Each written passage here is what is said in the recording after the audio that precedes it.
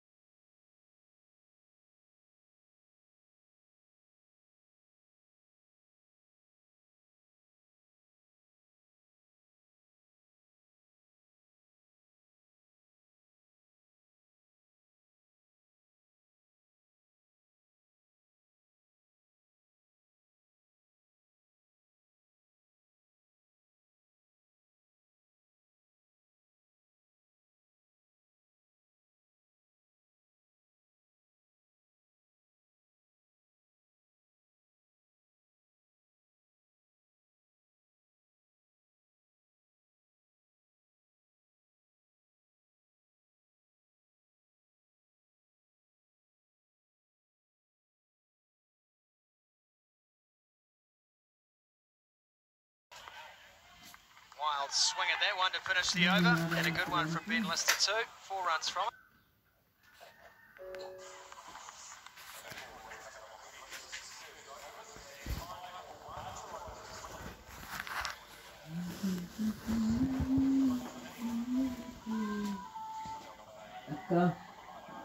ఇంకో చూడు ఇది ఏంటో ఇంకో దొరికింది నేను అడిగాగా నిన్న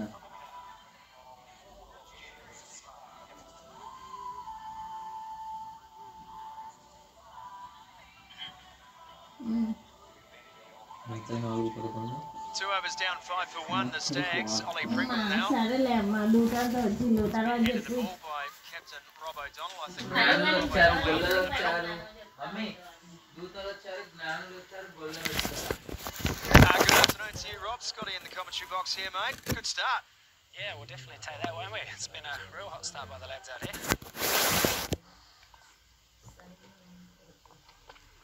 Catch it, back, back, back, That's back. Tracking back, tracking back. Oh, it would have been a sharp chance that. Runs on the board, Ben Lister running back. Tracking back. Oh, it would have been required something quite miraculous. Pitched up, George Worker prepared to go over the top early. Doesn't quite get all of it, which keeps Lister in the game for a short period of time. And run it in though.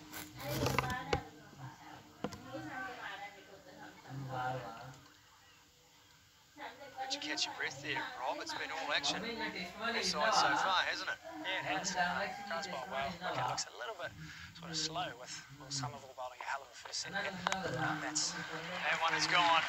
And that one has gone all the way. 6 runs for George Worker. Ball before was just a warm-up to the main event. Again, goes full and outside the off stump, just into the hitting arc of George Worker, holds his shape beautifully. First 6 of the day for Worker. Any thoughts about what length is required here, Robbie? Because we've got the short boundaries either side, but so you get too full and it's pretty easy to go straight as well. Yeah, that's bang on. It's just a little bit more of a back of a length than these first 2 here, which look... Oh, there we go. Most threatening on the surface. Good break. Come back, bro. Boxy here, lads. Boxy here. The women's game on beforehand. Robbie, do you talk much to the Hearts girls and get their input on how the wicket played? Yeah, we definitely do. We've got a good relationship with them. You know, we train together quite a lot. So yeah, their feedback was obviously they batted first, and they thought that sort of pace off the ball worked quite well for them. Just trying to bowl a nice tight line. So that's basically what we're going to try and do in the front 6, and then hopefully a bit of spin to win through the middle. Pringle again, club through the covers, that's a shot. Stood up tall. Good from Cleaver. Missed out on a couple of occasions from Lister. Pringle, the ball has just slid onto the middle of the bat. Stands up nice and tall. Simple, right? Good here, boys. Up top here, Pring. Square is that? First grade. It's all had to wait on it. That's the kind of length you're after there, Rob, I'm sure. Yeah, it's just, you know, you don't have much margin for error in the power plays. It's first of all got to be brave to be a bowler and try and do it in the front 6 with only 2 guys out. And as soon as you have a fraction of width, guys at the top are, you know, so good they can get their hands through it. And it beats the ring here. You're either getting 4 or 6 on such a ground. Good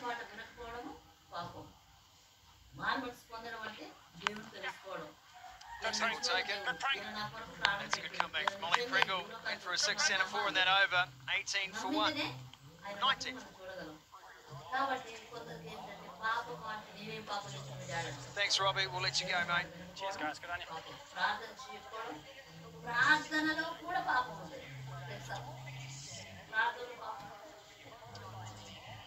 19 for 1. Bailey Wiggins, the batsman, out, caught by Will O'Donnell. Off balance. Makes one happy, the Stags.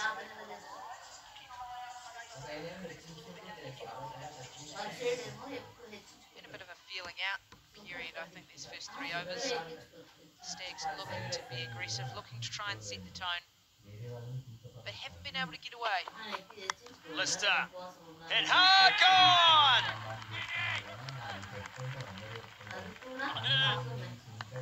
Catch taken. Brad Rodden in the action. And that is a big wicket for the Aces. huge wicket. Just starting to strike the ball well, trying to stand up on that one once again. Carried through, drive, disappointing end from Cleaver, striking the ball so well. He departs with just the 9 to his name. Stags are now 19 for 2.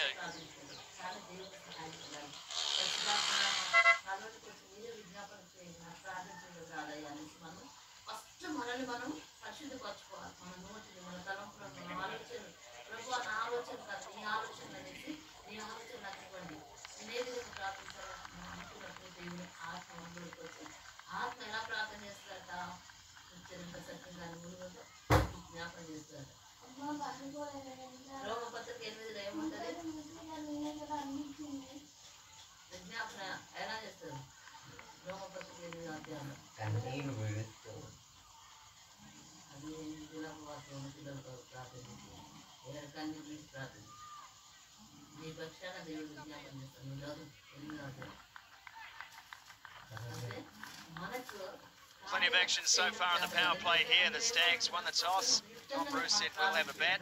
So far, 19 on the board, but 2 wickets down. First to go was Bailey Wiggins. Went for a duck, caught by Will O'Donnell. And then Dane Cleaver is joined by Brad Rodden. The list continues. Good fielding too. Good positive start over from the skipper Tom Bruce. Walking into that shot. Been a little bit short of runs so far as the skipper. He's right with tempo right in his innings early. Just he feels like he just needs to take a few balls himself that little bit of extra time. He said from there he will be able to catch up. He scores so quickly when he gets in. Just needs to be out in the middle to be able to do it.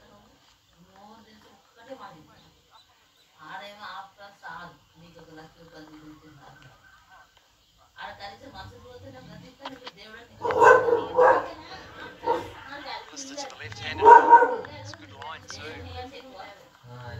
Stick the length. Worker having to wait for it. Not prepared to. Ball.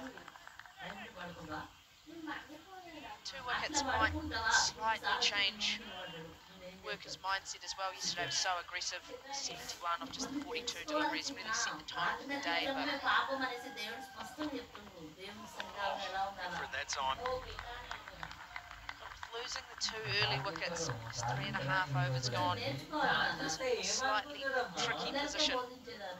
The last thing the Stags want here is to lose another wicket.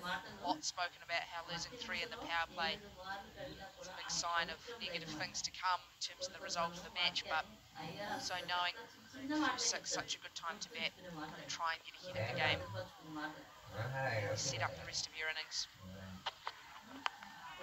Not mucking around there, George Worker, and that'll reach the boundary, 1 bounce and over.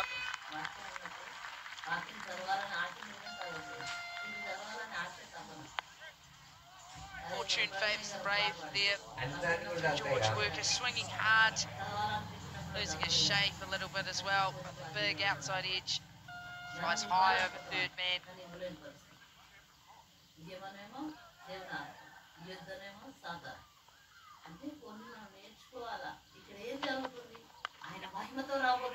Defended this time, shy of the stumps, and they'll take the quick single.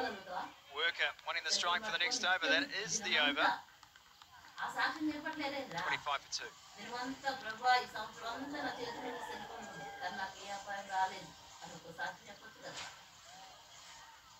Sits up nicely for Phillips, grabs it with the one hand. It's an athletic piece of fielding. The running was up to the task as well.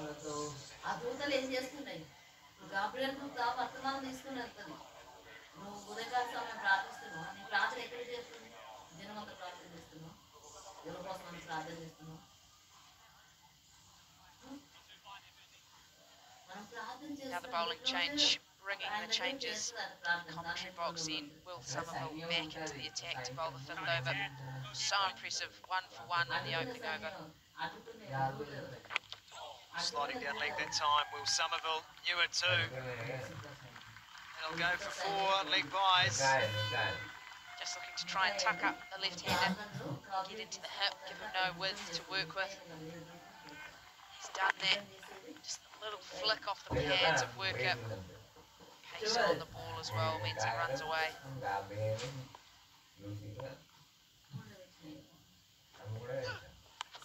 Nice. Just a little turn back that time. There's a difference between those two deliveries. Similar in their flight. So crucial. Hold that line. Free to pay here, boys.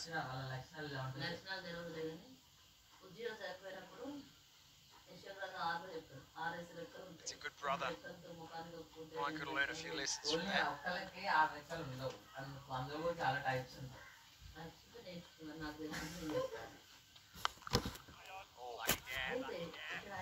Trying to crack it on here. Gets away with one there, does Somerville. Do wonder if this was always in the plan to try and get Somerville back in to roll this over, or if it is, in fact, Tom Bruce has come to the crease. Oh, that's good. A shout, but no.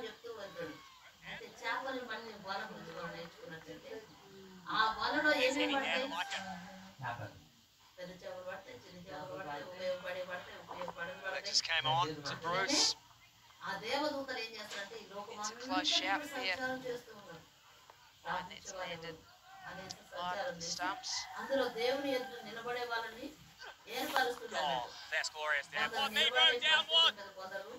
You know, apart from the leg buys, the 4 of them, this is a sensational over to be bowling in the power play from your off spinner. This is good stuff. Experienced bowling. Oh, yes, Georgie. Nice. I get that where he wanted it. That's a very sharp over indeed from Will Somerville. End of the 5th. 32 for 2.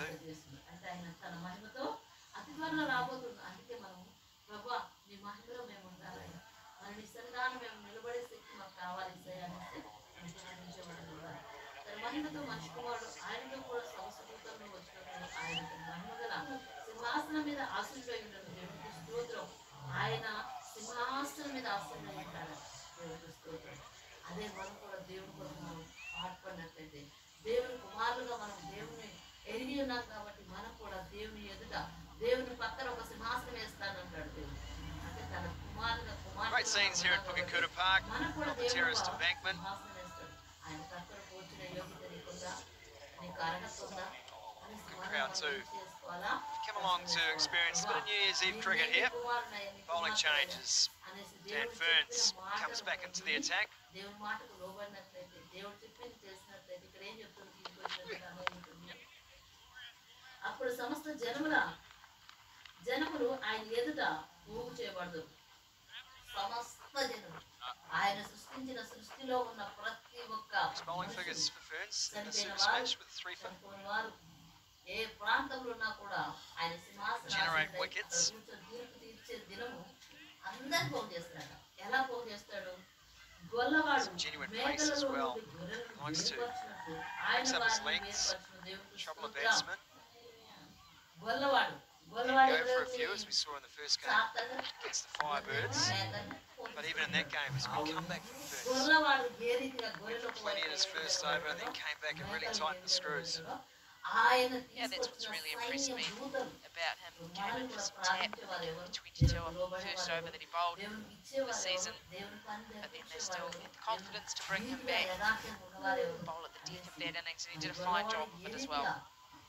What makes him a good T20 bowler is that ability to bowl wide variety, to a wide variety of players, slow balls, bouncer. దేవుడు చెప్పిన ఆజ్ఞలు పాటించేవారు ఎవరు? That one was in the slot. Is that a catch? No, just short. Somerville, man in the field. నీ కొరకు ఈ కుమారుడు త్యాగం చేస్తున్నాడు. నీ కొరకు అట్లా అన్ని Been in the throat, George Worker. మనం చేసిన ప్రతి పని కూడా just takes their knee, just that touch early to Somerville, expecting Worker to be able to get it to carry. He thought he was gone for all money, George Worker. He can't believe it. And decides, while I'm riding my luck, I'm going to cart you over the fence.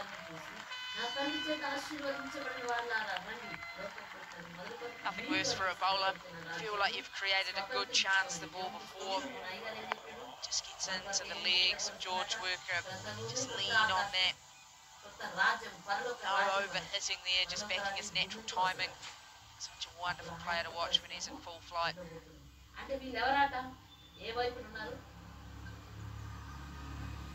There's a genuine effortlessness about the way Worker just cracked that ball too. The signal that sends to Ferns is be online, and that's gone through again. Worker catching in here after a big survival moment. Ferns just going fuller, trying to take away that length of the ball before the Worker was able to get underneath it. Still just the timing there. Off the bat he called two, just raced away though.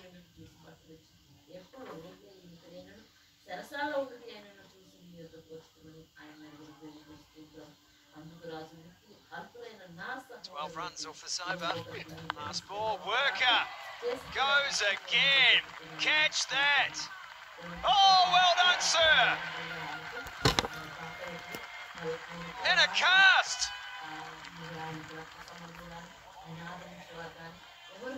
The man's on crutches. He's taking a ripper. 50 for 2.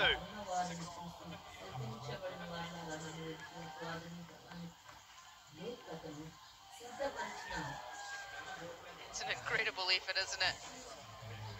Probably be hoping that his doctor's not watching. He's abandoned the crutches.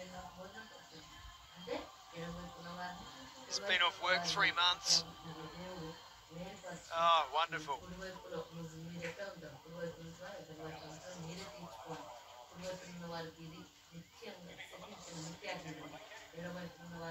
Well, that man on your screen, as casually as you like,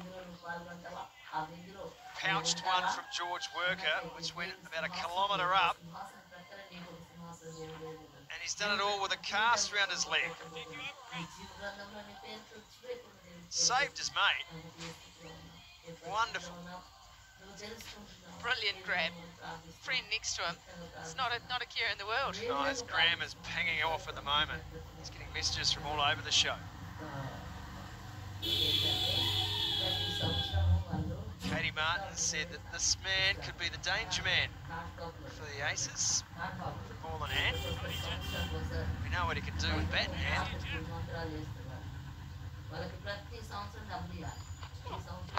Great start, Jet. Come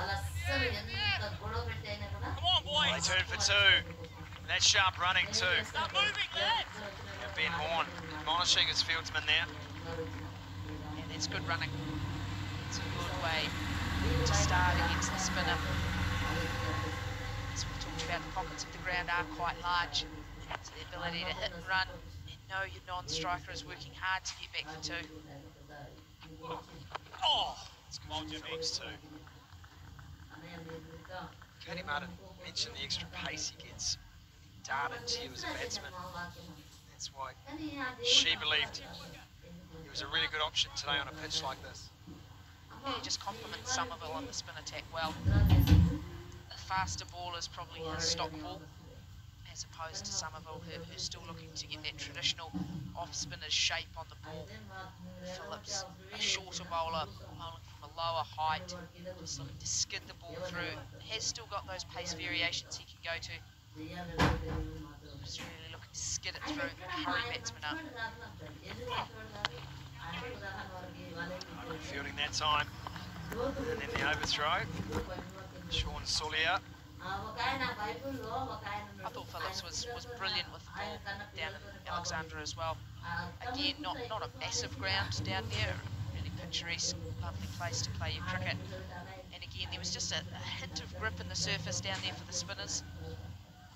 quite similar almost in feel to the surface here at Cric Park. So మీరు చెప్పింది కరెక్టే కానీ దేవుడు ఏది కూడా చెప్పలేదు That was loose. Could be a chance. No, over the boundary. 6 more. దేవుడు చెప్పింది మంచిది Tom Bruce gets in on the action. ఆ పట్టణాన్ని దేవుడు అక్కడ పాపం బాగా విస్తరించిందని ఆ పట్టణాన్ని కాల్చివేయడానికి దేవుడు తప్ప full toss, getting up close to waist high, full toss. The man running around it squarely. ఇది ఒక మా ఆయనకి మధ్యవర్తి ఒక ఆయన ఉంటాడు. Bruce has gapped it well. ఆయన మొదలు ఆయన వాళ్ళు తీసుకొని వెళ్ళిపోమన్నప్పుడు మంచి ప్రదేశం మీద ఉన్న వాళ్ళు ప్రాంతాలు అక్కడికి వెళ్ళి అక్కడ ఉన్నారు అక్కడ ప్రజలు లేరా వాళ్ళు చేసిన పాపం కానీ అక్కడ దేవుడు చేసిన పాపం కాదు. జాగ్రత్తగా చెప్పి It's a real మరి కొన్ని కొన్ని living on the edge sort of afternoon at the cricket here, isn't it? At Cric Park. Not just for the players, but for every spectator, for vendors, for scorers, even for commentators.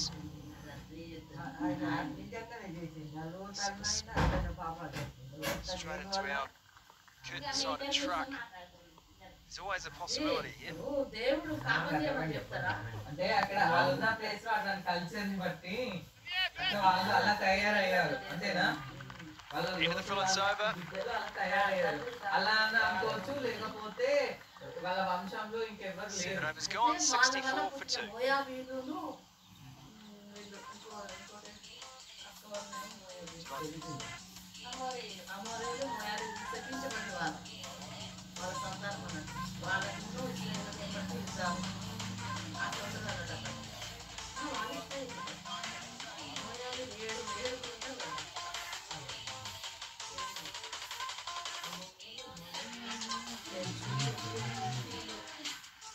శపించబడిన వాళ్ళ లెక్క అవుతుంది అన్నట్టు దాని గురించి అది చరిత్ర వాళ్ళు అంగమని పట్టుకుంటారు ఏసరి నుంచి మాట్లాడారు ఆయన కాదక్క ఏసరి పెళ్లి చేసుకున్నాక అంటారు The gorgeous Cric Park, the heart of the Taranaki.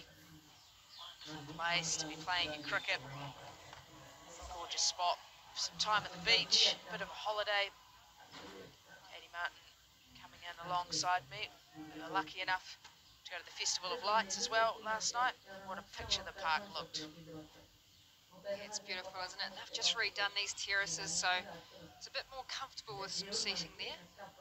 I think you probably need to bring your pillow along as well, and at least you don't need to bring those deck chairs here. There, you ఆకలితో better ఉన్న carry వాళ్ళని మన ఇంటికి పంపిస్తారు వస్త్రాలు లేని వాళ్ళని మన ఇంటికి పంపిస్తారు ఎందుకంటే మనల్ని పరీక్షించడం కోసం Pringle back into the attack. బాధలతో ఉన్న వాళ్ళని He మనం unfortunately starts with a no ball as well. తెలుసుకో మనకు మనం వాళ్ళకి సహాయం చేసే పరిస్థితిలో ఉన్నాం కనుకనే పంపిస్తారు కాబట్టి మనం Not the way to start your spell. Had a tough first over. Comes back and lands the ball on the line of length that he wants. Unfortunately, had overstepped. The result of that is a free hit. వేదన కటాక్షించినప్పుడు మనం రోగశయ మీద Able to change the field here with that single. వాక్యాలు కొన్ని మాటలు మన గురించి మనం పట్టుకోవాలి Where's he eyeing up, Frankie? Strong through the offside, or do you just go, you know what? Gun as high and as hard as I can in any one of these 3 terraces. చెప్పించబడిన వారిని విద్యార్థులు I think he's probably got to think that the Pringle has to hide the ball outside the off stump. Probably can't afford to get too straight to him in this instance. It is the short boundary towards that leg side, but as you said, Bruce, so strong straight through the offside. Has to stand there and belt it. చూసినట్లయితే ఇప్పుడు మన మంచి అనేది మనకు వస్తుంది Well fielded, really well done out on the boundary. ఇతరులు మంచి Just to get away with it, does Pringle. ఓపిక ఉంటుందా He's got away with it there. He's bowled to his field nicely. There's plenty of movement in the field here from Auckland. Trying to be proactive. Went for a few early on against their Targo bolts the other day, so they'll be looking to try and restrict the SETI lineup. No, it's happened again. Around the wicket to the left-hander, gone pace off, and he's overstepped again.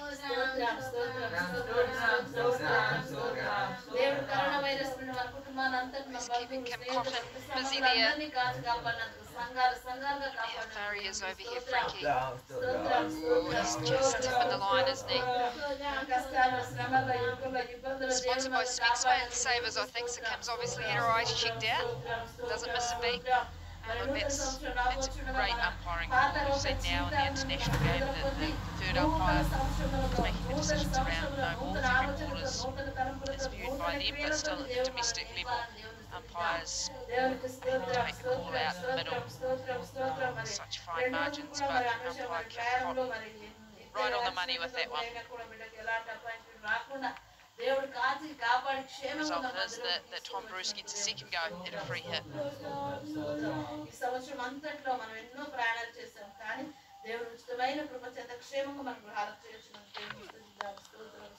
It's full on this occasion. Just hard to the man at long off. Bruce will be disappointed.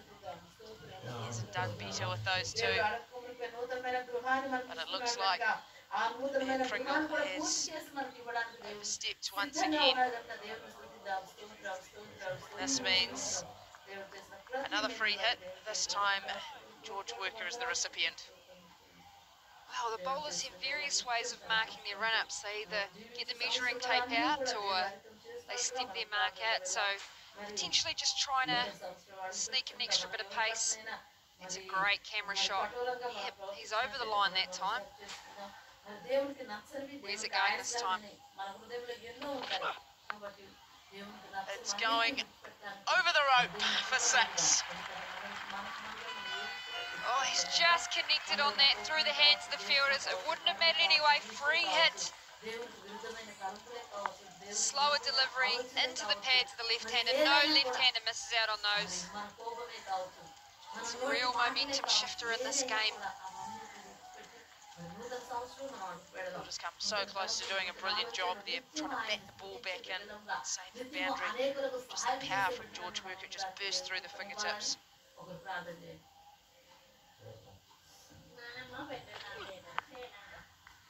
It's good batting.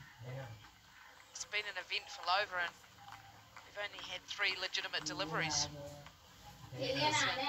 So I'm thinking, when I was off here there, Frankie, the thing I love about domestic cricket is the family affair that we have. I was doing a bit of Googling. Ollie Pringle, the famous name, Chris Pringle. I thought, is his dad? But no, Ollie Pringle. His dad Martin actually played for Auckland, and his uncle Peter played for New Zealand. So, good pedigree.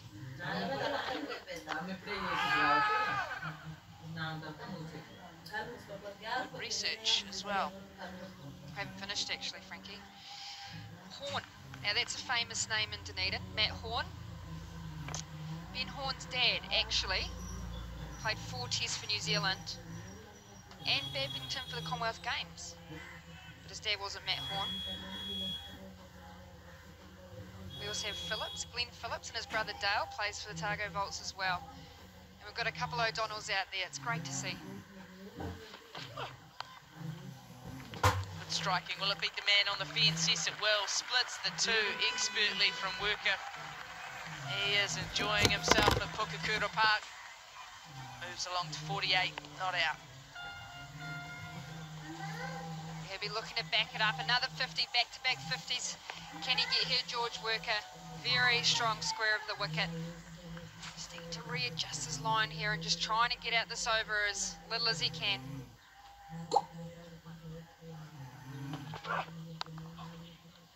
It hards past the man at point. There's no chance he will rein that in. George Worker goes to 50 with another boundary. That's the 26 balls. And with that, it's 8 overs gone and the Stags are 87 for 2.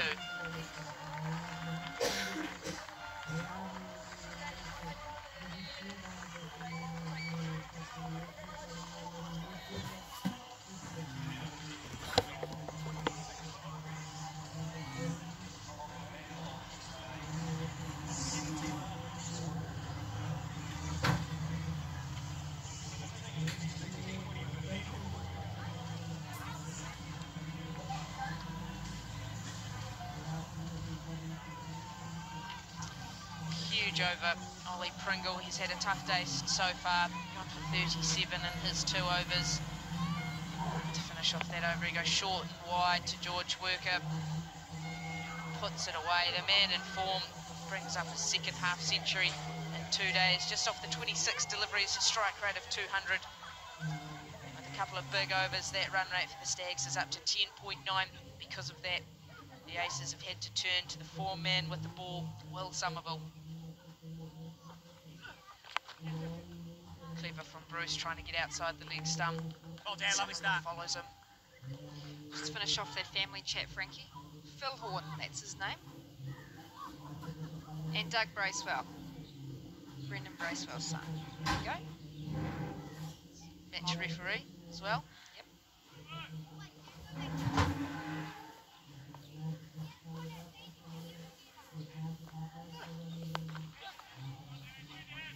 This changes the pace of the game. Somerville. 10 metres, bro. Love He's such a wily character.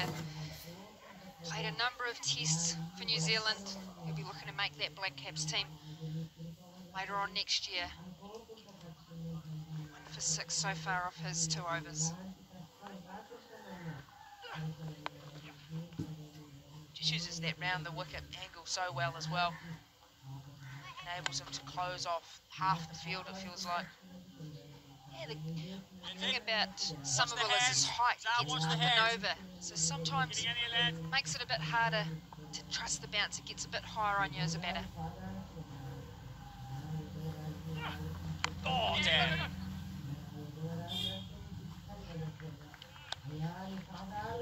Just so consistent as well. He's able to change his pace up and down and not offer any freebies. Yeah, we saw the City batters able to pick away the part-time and Glenn Phillips. Only able to get ones each ball here from Somerville. Great over so far.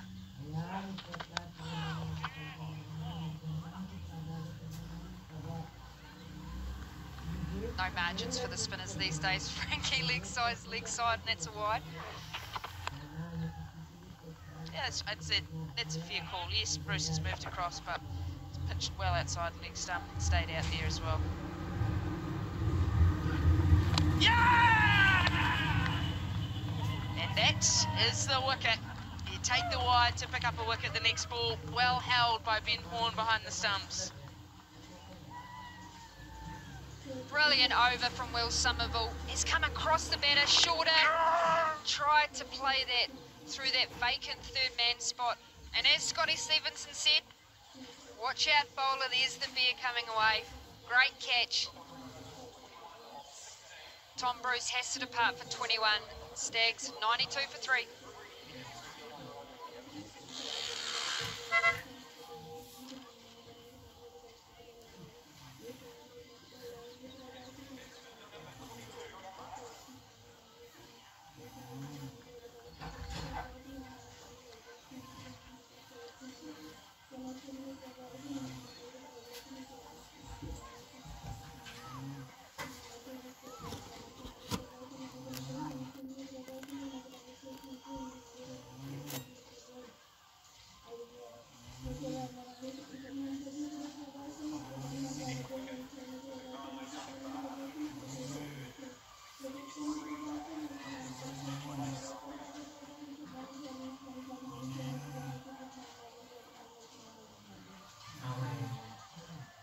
Skipper Tom Bruce departing, that brings Josh Clarkson to the middle.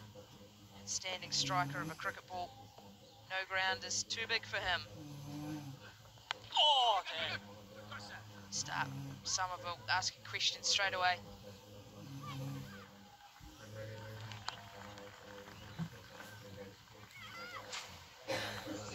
Well, here's a replay of the wicket.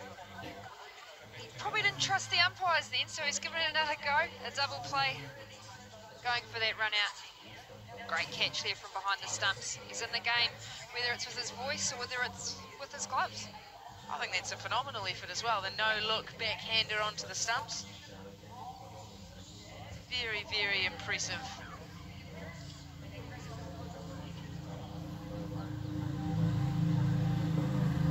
Very much part of the Brains Trust, isn't he, Ben Horn?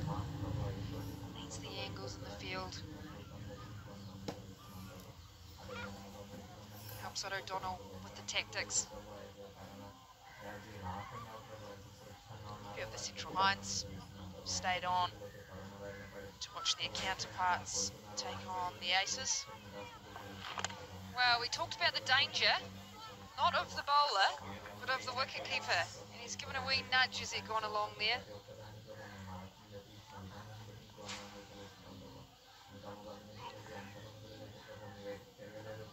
Solia into the attack.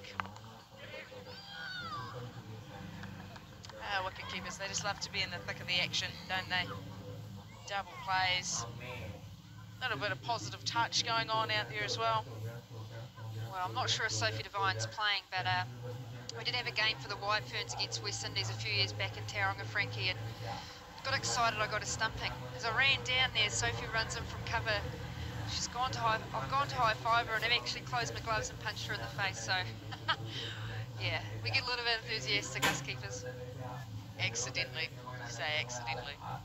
She's the captain, Frankie, so it was definitely accidentally. I think she probably wanted to put one back to me, that's for sure.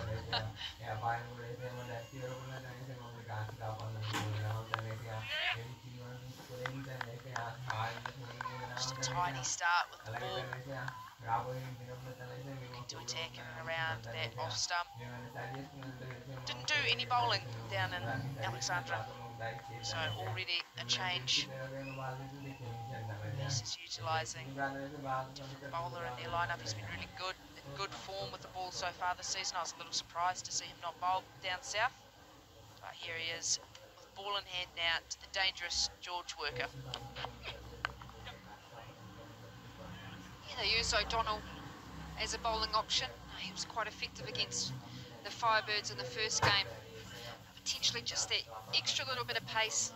I did see Kieran Noema Barnett actually yesterday, a few changes of pace, a number of knuckleballs, so O'Donnell might be actually quite effective on this wicket. It'll be interesting to see if he gets a go at the bowlers in.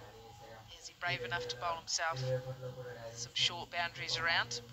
It's useful at the base, and especially in his first 3 overs. Took a bit of tap in his last, but big boundaries there offered some sort of protection. Goes to the short ball, hit like a tracer bullet through square leg. Wow, we saw Clarkson come in yesterday. First ball he's hit the middle of the bat yesterday, and he's continued that form on today. Short delivery, not high enough to get any effect. He's just rolled his hands and played that beautifully down into that gap at square leg. I don't think that short ball was too bad. It wasn't too far off. The margins so small. Clarkson onto it in a flash, able to keep it down as well. Looking in very good touch so far. The timing off the bat, just a defensive push, just racing away. Really nice links from Solia. He's hitting the wicket hard, and that's what you want from your bowler. Sometimes you can overcomplicate the game of T20, trying too many variations. Just being effective, just hitting that top of off stump. Solia will be looking to finish this with a dot ball or a 1. Here will be a win to get out this over.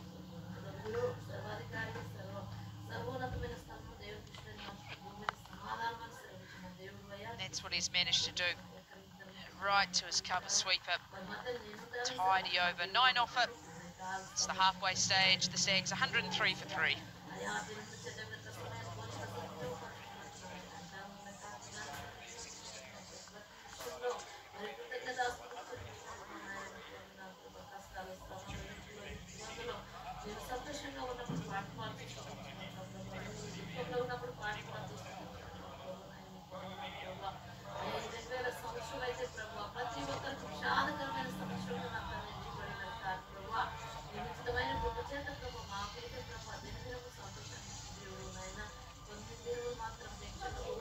Stags are away and racing again, 103 for 3, halfway stage. That run rate already up over 10s. Posted 223 for 6, the same wicket yesterday. They are looking likely for that again. George Worker in the runs once again. Phillips back into the attack with his off spinners. Starts well in his second over. He's effective, isn't he? Part-time bowler. He doesn't allow the batters to get up and underneath the ball. He's flat, attacking the stumps. Just manages to bounce it over extra cover, and the timing is there once again from Worker. That's a shot you'd see over in the indoor nets. That's a 2 indoors, but a 4 out here, up and over that extra cover fielder. squeezed his bottom hand through that to get up and under. Well, it doesn't matter how, that's a brilliant shot.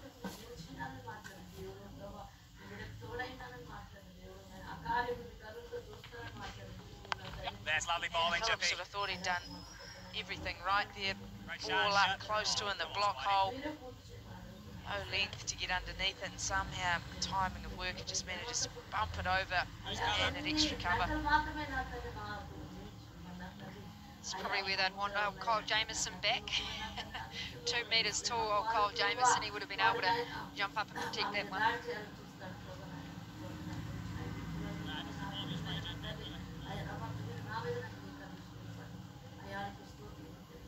Lots of discussions, trying to get the field exactly right, trying to utilise mid-wicket in the circle to try and stop the twos that were able to be scored off him in his first over. That means he has got one less player to protect the offside. Just to cover out, extra cover and a point in the ring.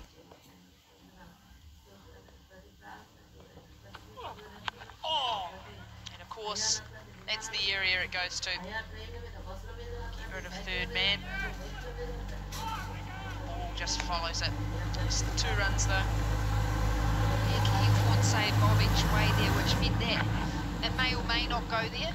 You want to be able to set your field where you're likely to get the ball to be bowled. You want to bowl to your field to protect it.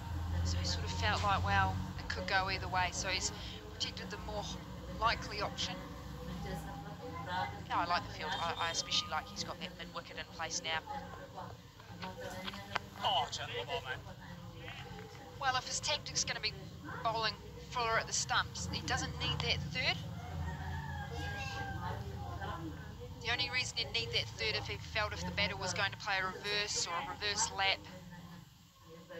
You can take that out of the last ball of the over to actually protect that. You don't mind that 1 or 2 through that mid-wicket, but during the over, it's a good option to reduce those singles, get those dot balls you're looking for. Now he's just got to find a way to get out of the over. To the left-handed worker, moving the angles around once again.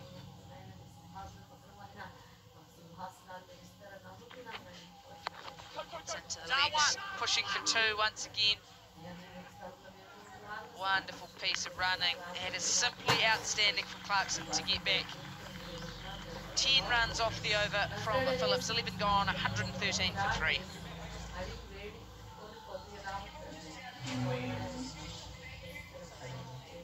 George Worker just continuing where he left off yesterday, being able to score all around the ground, able to utilise the pace that's been put on the ball.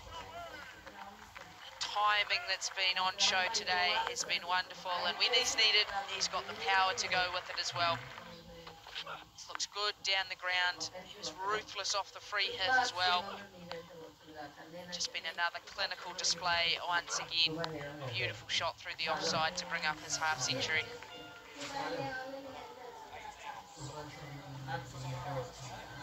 Just good classic batting, isn't it? A lot of conversations in T20 cricket about the inventive nature of batters and do they have to be sloggers, but it's just that good classical cricket shot that can get good value for runs. Fern's back into the attack, took some tap in his first over. Starts with a slower ball first up. It's interesting, he's happened to on a couple of occasions now. He's been hurt early to bowl in the power play. When he comes back, seems like he's got a really good handle on his plans. When to use a slow, when to go to the Yorker. He's got a good bouncer as well. Did not see a lot of the nature of the pitch, the size of the square boundaries. To know he's got it in his back pocket if needed. It's gone down the ground. Has he got enough on that? Won't carry. Falls in between the 3 fielders. As a captain, Frankie, a player that goes for a few in the power play, do you say, do we need to look at using him differently, or do you just back him that he just needs to execute and have the fields accordingly? Yeah, it's a bit of an interesting one. I think you have your bankers who you know are going to bowl in that power play, who you go to, and if they have a couple of games in a row where they get hurt, you still go back to them, you still back them. That's a lovely pick-up shot into the terraces for 6.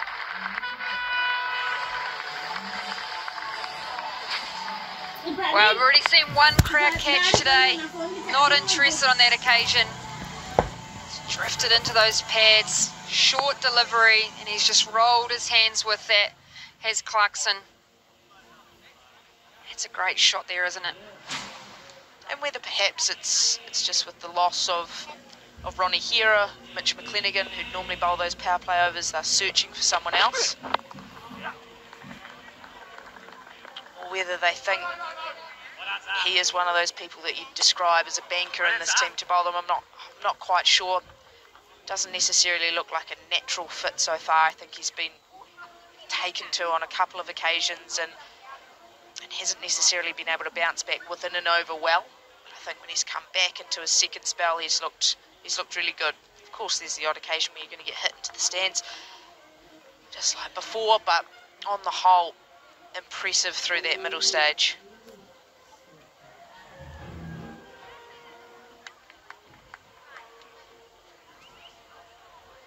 Plenty to think about, isn't it? Saw 220 as a winnable score yesterday and well on track for that. Is that a Stags tattoo, Frankie? It's #1 fan. Picks out extra cover on this occasion. A pretty passionate bunch up in the Taranaki.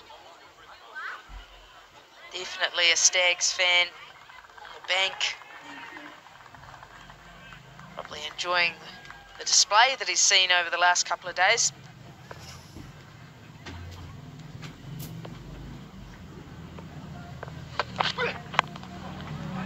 Jammed away into the leg side. Oh, he's done well in the end, the big fast bowler, to get down and save that. Stags 125 for 3.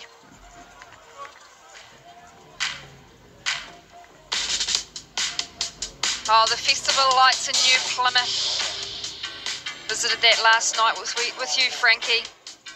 Such a beautiful sight. Plenty to do with the family. Bands down there playing. Waterfall is a pretty special view at night time. Just above here in the gardens at Pukakura Park.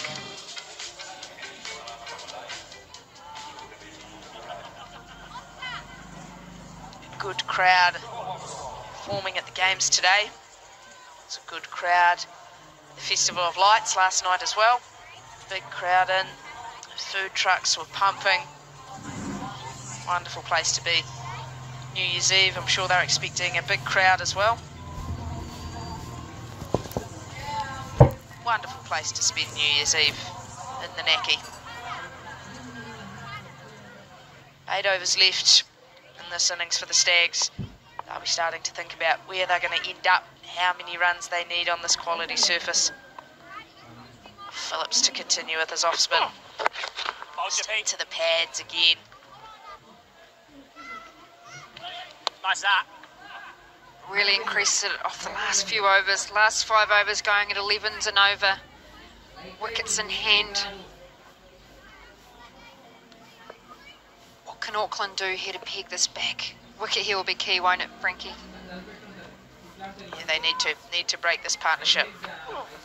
Run, let's see. Chopping across that one. I think eyes lit up initially from Clarkson, had to bail out.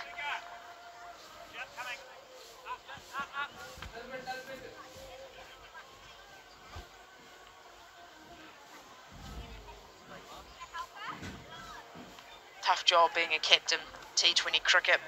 He's started so well with the ball, or miserly up top. Now we're under a bit of pressure. Goes to the lap.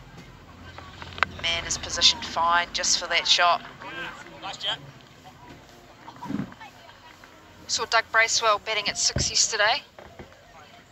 50 odd off 20 odd balls, so Kiranoe and Mabani as well, so discussions about who goes next, what overs are they going to start to target, what score is CD looking to get here.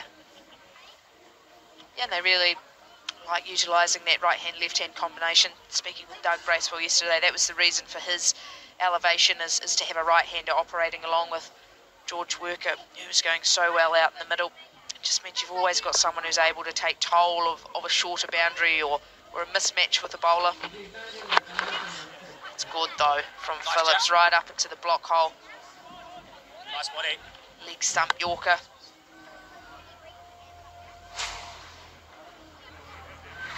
He's effectively going death, isn't he, at this point? And so I talked about earlier with Scotty the importance of Phillips. 2 for 22 off his 4 overs against the Volts in the last game, who scored well over 200. Looking to close this over out. Ones or wins for Auckland at this stage. Downer. Nice, bro. Dots are even better. Been outstanding from Phillips. Hasn't always had his field right, I feel. His bowling spell today, but so far in this over, as the 4 singles, needs to close out. 130, get it! Stags pushing hard. Just the single to finish. Wonderful piece of fielding. 5 runs off the over, 13 gone. The Stags are 130 for 3.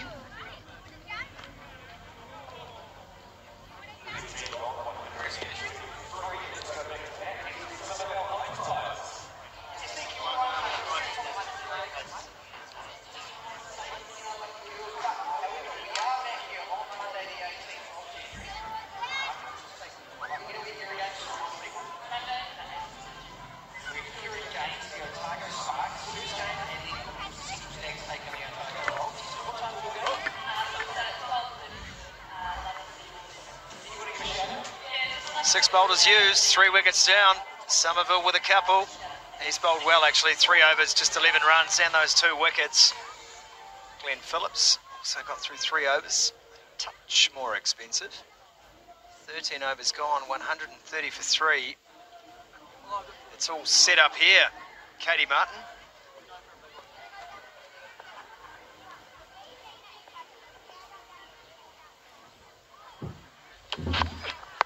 Worker gets a full toss, and that is an open invitation to cash in for a man who is seeing it like a beach ball. He's not going to miss out on that one. Just over pitch, searching for that death bowling Yorker. He's just flicked that over to Mr. Whippy there.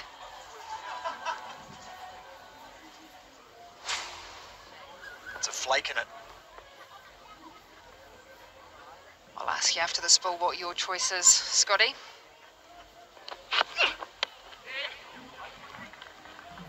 Delicate pedal down.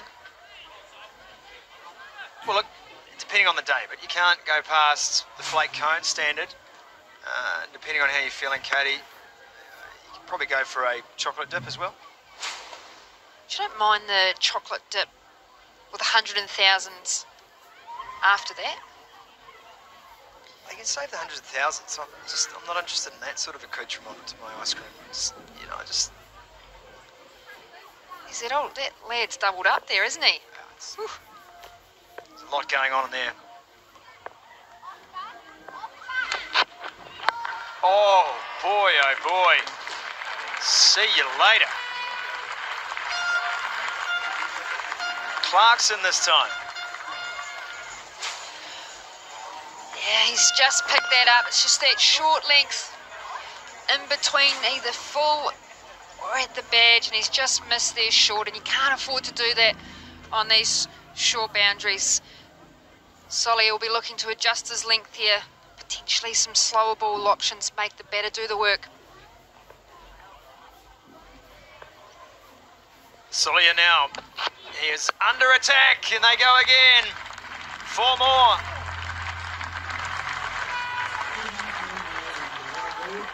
It's a great partnership, going over 50 partnership here between Clarkson and Worker. You're in dangerous spots on the embankment and along the boundary line. Just flick that off his pad again. Lucky she hasn't had an ice cream in her hand. That might have gone everywhere. 34 for just 15 balls for Clarkson.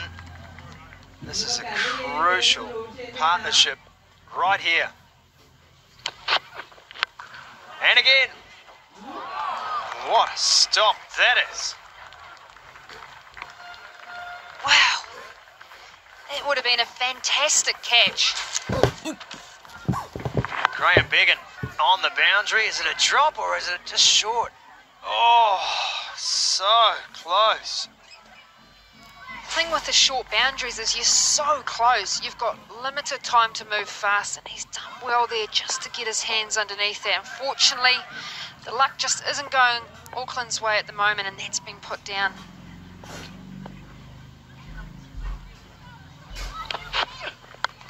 Oh, the edge this time. Well, he'd have no luck at all unless it was bad luck. Salia, the shot like that. That is a big over for the Stags. 150 up for 3.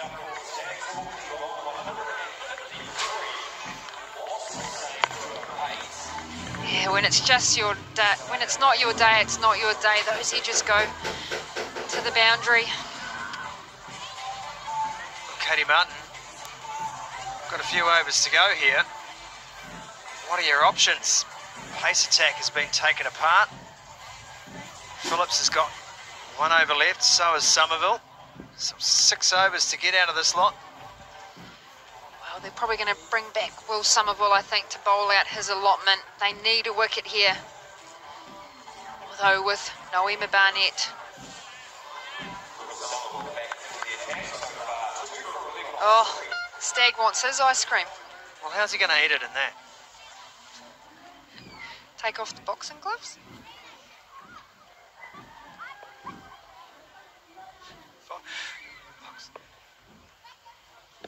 Boxing gloves. Coming down to Somerville. It's a good shot, but again, it's Began in the background. In the boundary, should I say? Is it boxing gloves or cricket gloves? It's hard to say. Seen the Stag fighting out there with a few.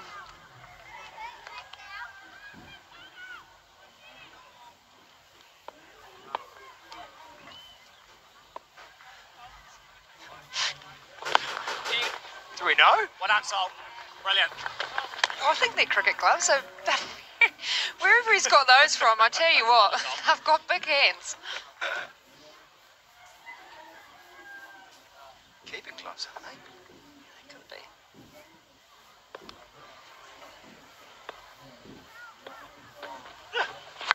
Oh, goodbye. That's down the road. See you later. Me, oh my, that has gone out the ground. Well, I don't think there's any point looking there. That's why you don't have 6 and out in T20. You go fetch it, he says. Well, that's the biggest 6 we've probably hit in the Dream 11 Super Smash to date. Oh, Nikki B, New Zealand cricket. She doesn't get paid that much, does she? No, she's gone after that. She's a good runner, Nikki, so she's just getting a wee jog. And I tell you what, there's a whole bunch of car insurers who have just taken licence plates, about to cancel policies.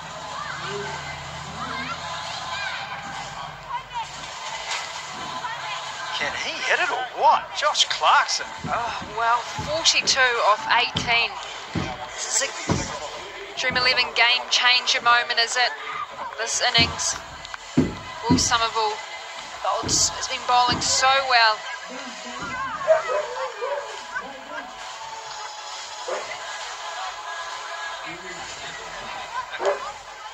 In fairness to Will Somerville, he's into his 4th over. He's got 2 wickets for 19 runs. I think any bowler knows they're going for at least 1 6 during a T20 here. He'll come back. And that is a good response. And a bit of a mix-up between the batsmen. That's why he's so good, Somerville. Reads the play really well. She's probably given a bit too much air coming around the wicket. And he's adjusted nicely there. Looking to target the heel of the batter.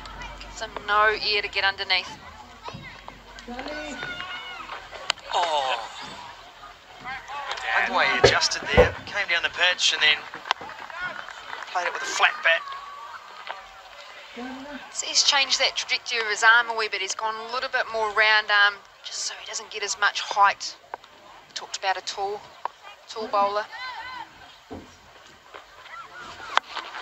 that's a goodie from Somerville. They'll take the single, but 6 notwithstanding, that is a wonderful spell of spin bowling from from an experienced man. He finishes with 2 for 21. It's 160 for 3. Well, when the Stags are 160, you've gone for allotment for 21 runs. Shows how well he's bowled today. Bumped into Will yesterday, and definitely looking to push for those black gap selection. T20 World Cup coming up in India.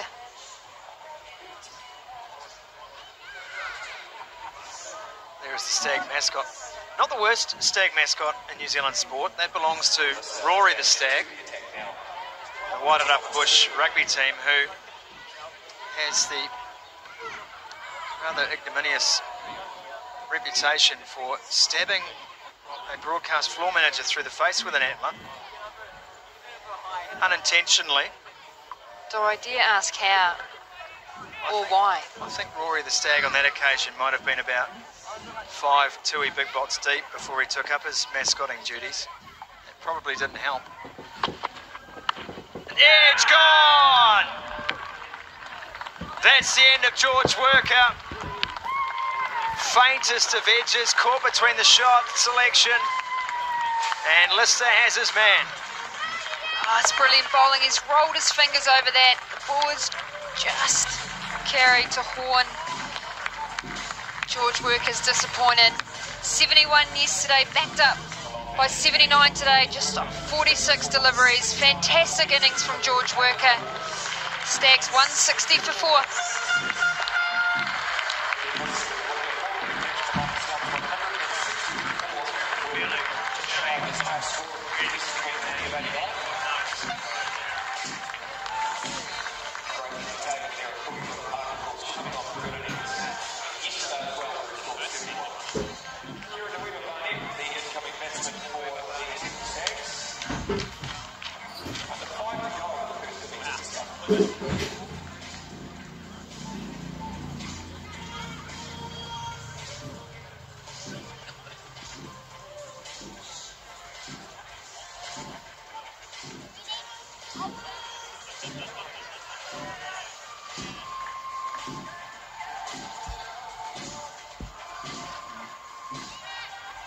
Kieran Noema Barnett, the new batsman at the crease. Still the majority of 5 overs to come here for the Central Stags.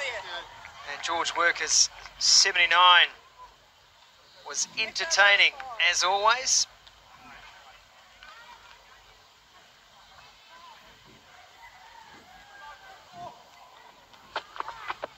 Oh, Lister fallen a little shape too.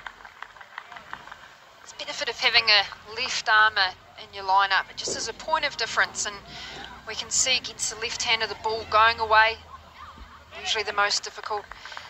Kieran Noema Barnett actually grew up in Dunedin, as we see here, just that slight drift away. He's probably in between mindsets around whether he's going to whack that or defend.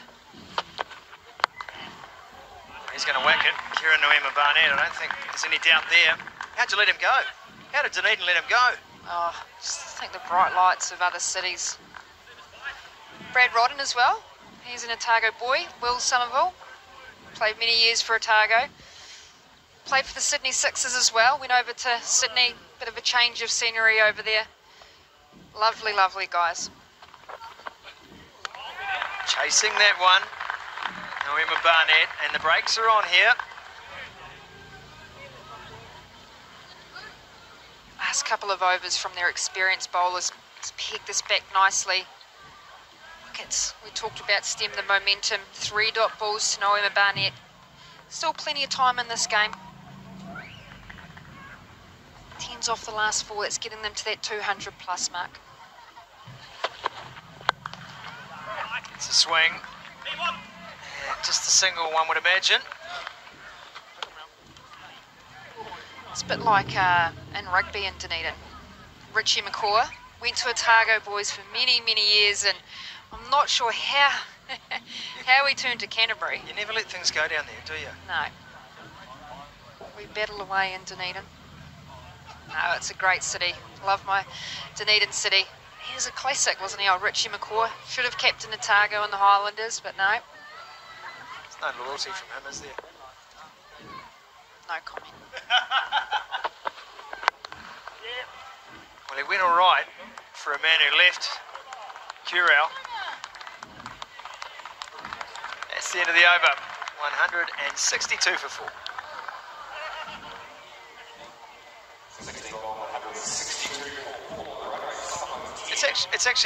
It's an interesting story, isn't it, around all sports in regions in New Zealand. You've got to work that, it's so much harder to keep your talent, whether it be for other opportunities around your sport, study opportunities, or for future career opportunities, and it is always a challenge. And Central Districts is a prime example of an association. Here they have built a program, they built a development program because they knew they had to. They had to make this an attractive place for kids to stay and play cricket. They can see the opportunities. We're talking 8 or 9 this season alone in either the Black Cap side or New Zealand A. Yeah, and a number, I think we've got 3 White Ferns in that was over in Australia as well. It's just such a vast region. You've got Nelson as part of the CD region as well, so it's a lot of space to cover and identify those youngsters in some of those country cities, but it's fantastic. They do a brilliant job. A lot of success both for the Stags and the Hinds over the past few years. Oh, Ferns, full toss. Dispatched. Well, he's come back, changed ends, able to land that one in, and Clarkson is not going to miss out on that one.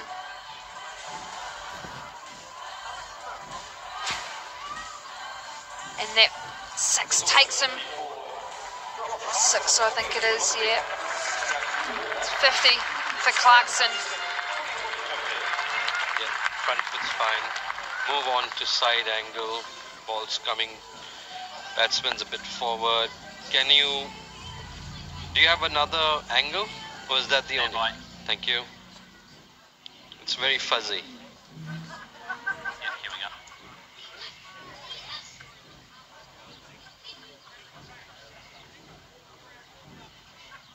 Here it comes. Yeah, it's a couple of feet forward. Another look at that, please. That same angle. Just got to re-cue it. We'll give you this one in the meantime. Yeah.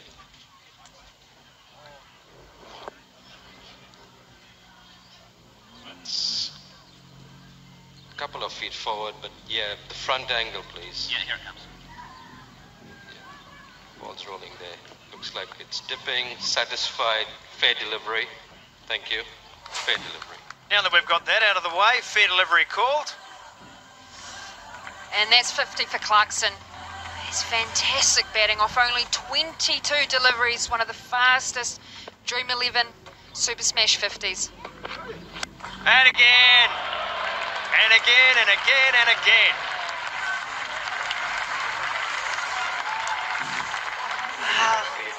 We're going to have another look here, Scotty. TV umpire. He hasn't been able to let that one go cleanly. Front foot first. Fair delivery. Keep rolling on.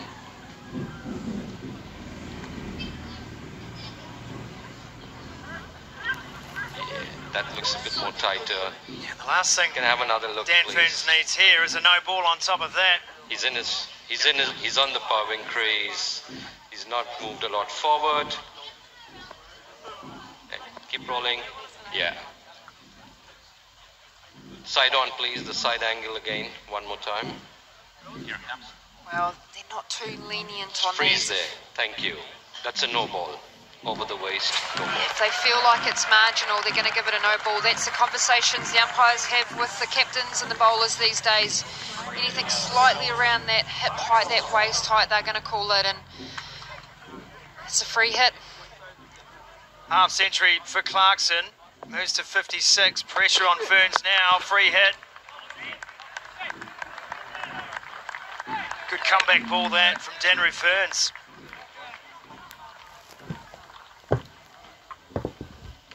Yeah, it's a good comeback. That's what he's been looking to try for. Just that Yorker option. death bowling here. Sometimes it just doesn't come out as well as you'd like. It's a change of end. Potentially, we talked about at the start, Scotty, a bit more wind blowing from behind his back, so potentially the rhythm maybe is slightly off for Ferns.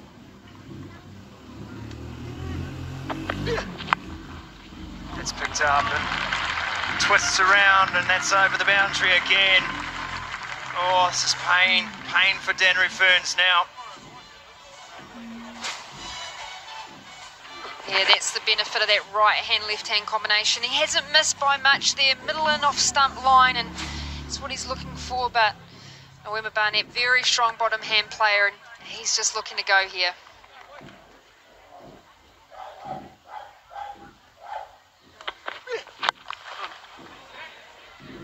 Driving.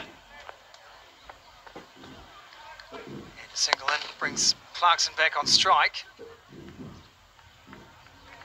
2 more balls to come in this over minimum.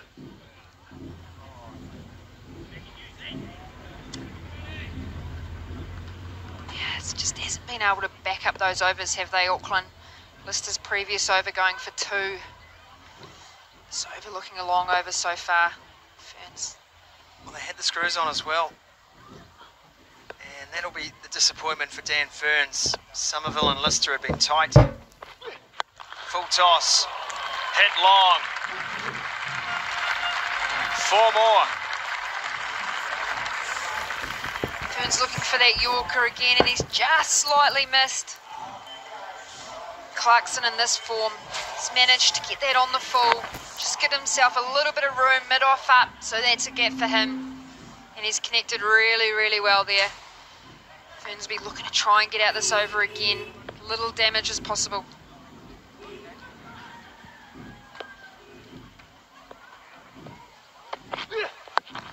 That one is chipped though this time. Coming around in the field is the captain, Robbie O'Donnell, and that is the end of the over for Ferns. Expensive, 186 for 4.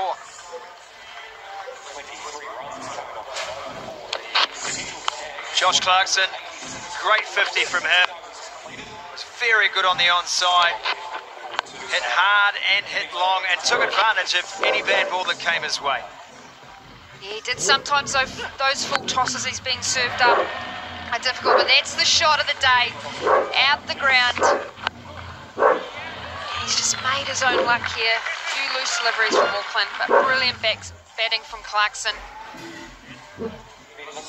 3 overs to go. How many runs can CD get? They'll be eyeing up that 220 mark as the Hines girls watch on.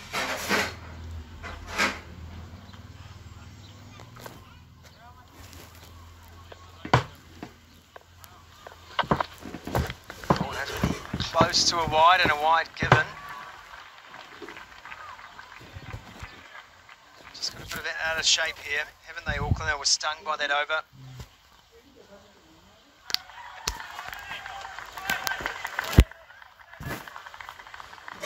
They'll be looking at Ben Lister's last over, 3 overs to go, so potentially they'll look at Solier and maybe Glenn Phillips to close out the last couple of overs.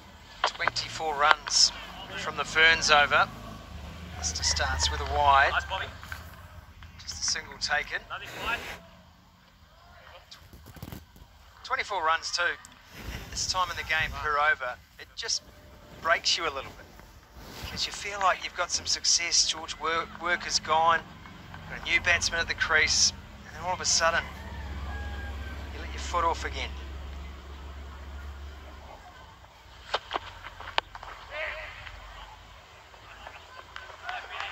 The T20 game's a lot about momentum, so as a bowling side bowling first, you want to see if you can stem the momentum going into your batting innings. Now, I know it sounds a bit cliche and a bit funny, but if you go for a bit in the last few overs, sometimes you go off thinking, oh goodness, that was not the end we wanted to finish with, and that feeling with only 10 minutes in between innings can fall into your batting. They're swinging at everything now. The Stags, Clarkson adds another 64 for him from 27. Great innings from Josh Clarkson. Also shows the effectiveness of that left-hand, right-hand combination. Auckland bowlers just haven't been able to settle Kira Noima-Barnett, where is he eyeing up here? Short boundary to the left here for him. Bottom! Ben Lister delivers for the Aces, and Noima-Barnett on his way back to the pavilion. Ben Lister, 3 wickets so far in this innings. They say you bowl straight, they miss, you hit sharp, and that's exactly what's happened to that middle stump. Kira Noima-Barnett isn't able to get going today. Departing for 7, the Stags 190 for 5.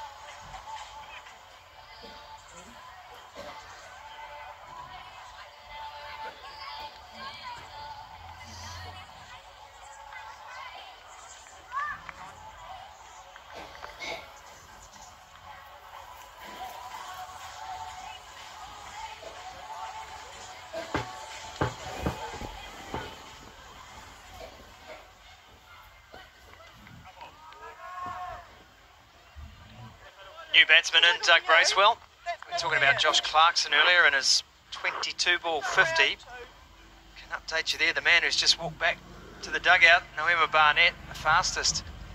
14 balls for his 50 in Invercargill, of all places.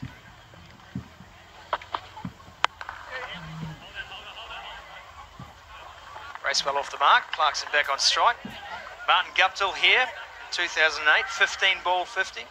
Ross Taylor in Dunedin, 16 balls for his half-century on that occasion. Lou Vincent also has 17 balls. So 22 sounds fast, but there's still a few in front. Oh, 14 balls, I'll tell you what, there wouldn't have been much running there from Noima-Barnett, that's for sure. Cut. 4.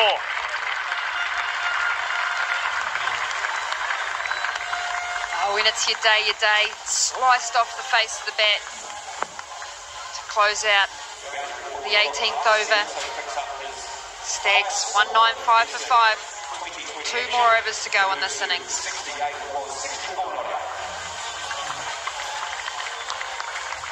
Good bowling from Ben Lister today. 3 for 21. Yet 195, only going for 20 odd. Fantastic bowling from the left-hander. No, they're great figures in the context of the match.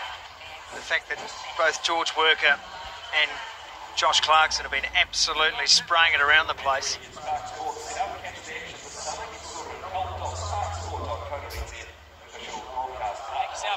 Well, we talked about what options Auckland Aces were going to take, and they have brought on Glenn Phillips.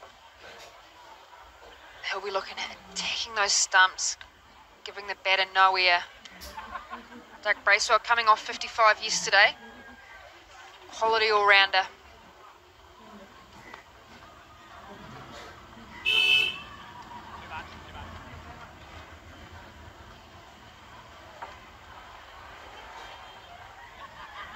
Feel like you can be a little bit wider. That can't get through there, surely. You can go a little bit here, Rod. It's the second best bowling spell so far in the men's Super Smash for Ben Lister, behind Ed Nuttall's 3 for 18. Phillips, cracked high and long, real long. Well, the food trucks are in for the cricket and the New Plymouth Light Show, and it's getting a lot more action out there as Doug Bracewell has picked up that flatter ball. Just a little bit short, and he's able to get up and underneath that, and he's hit that very, very high 57-metre boundary out there. Not the start Glenn Phillips would have wanted. See him looking to push that length back up on those wickets.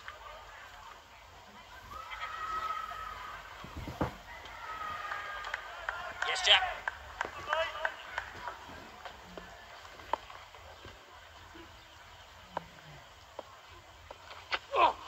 Bracewell again. Just short and over the fence for 4. the fielder looked like he was in play there for a moment. Field's fine. And went to defend that. Do what you do best. Horn's giving him encouragement. Do what you do best. Attack those stumps. Just into the pads, and he's gone with the angle there. Oh, everyone's getting out the way there, aren't they? I wonder if Salia's just too square. Let's just go back a little. Bracewell is hitting with the angle. Come on, Lottie, come on. Can't quite get out. 200 is up, of course. And they're coming back for 2. And that hits Bracewell.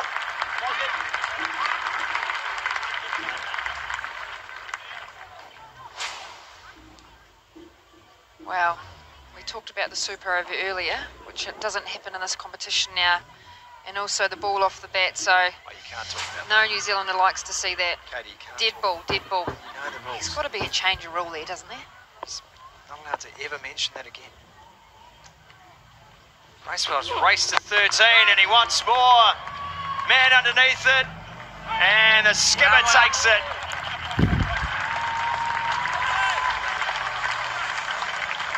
Robbie O'Donnell shows the crowd the ball. Says, got him. Great comeback there from Gen Phillips. Longer boundary here. Close the ball, close the face on the ball there. And you give it to the captain to lead the charge. Doug Bracewell. Good couple of blows. Has to depart for 13. Stags 207 for 6.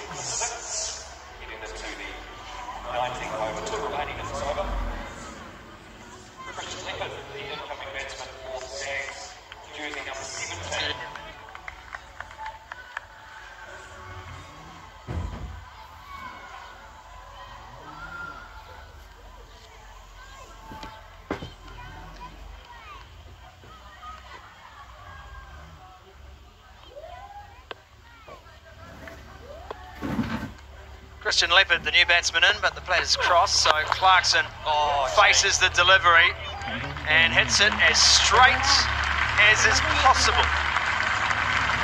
4 more. He has whacked that hard. No fielder behind the bowler. Been handy to stop that one from Glenn Phillips. It just went too fast, didn't it, off his bat? Did Phillips get a touch on that? Maybe going for the old Full the non-strikers in. Full toss. Dispatched. Robbie O'Donnell goes back, but he runs out of room. That's out the gate as well.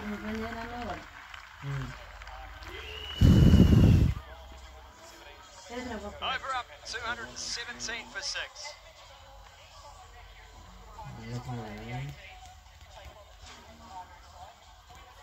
He's just trying to close out that over pitched. And as we've seen all day today, Clarkson has not missed out on those. Stack's been brilliant at closing out the last few overs. Yesterday, 24 off the last over to push them up and over that 220 mark. They're going there again. Big, big over.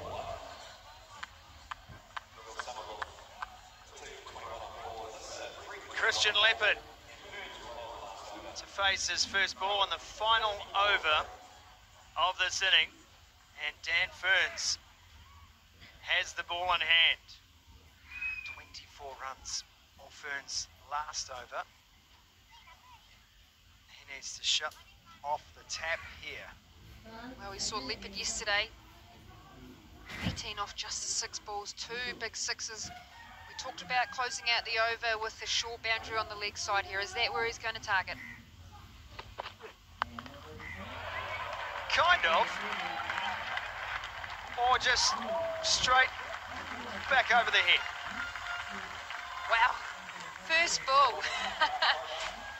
Thank you, Brenda. It's just in the good length. He stood still. And he's hit that beautifully over the top. We haven't seen that fan there again, have we? He hasn't caught another one up there. He's probably got to get his cast taken off. We can move that quick. Oh, there he is. Here's our mate. Sun sensitive as well. Good man. He's looking for it. Leopard, that'll be a run out. Ben Horn has thrown down the stumps.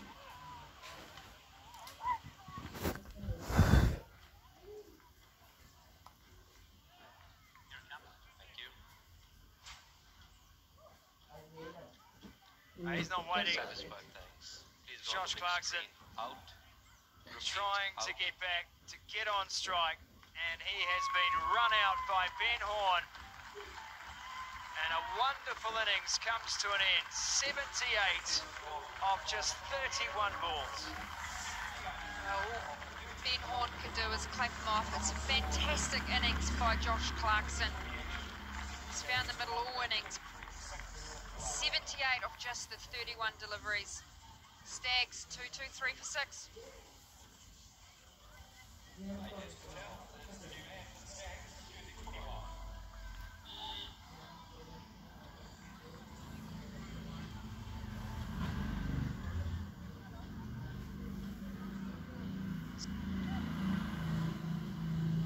Ajaz Patel, the new batsman. The Aces will be very happy to see the end of Clarkson. Can Ajaz offer? It's bat to ball, first ball. It's one of those options, get the in better on strike, and look, keepers actually practice those these days. Sometimes you see one glove off to throw the stumps down. Great work from Horn behind the stumps. Will Leopard go straight down the ground again here, expecting probably an off-pace delivery from Ferns.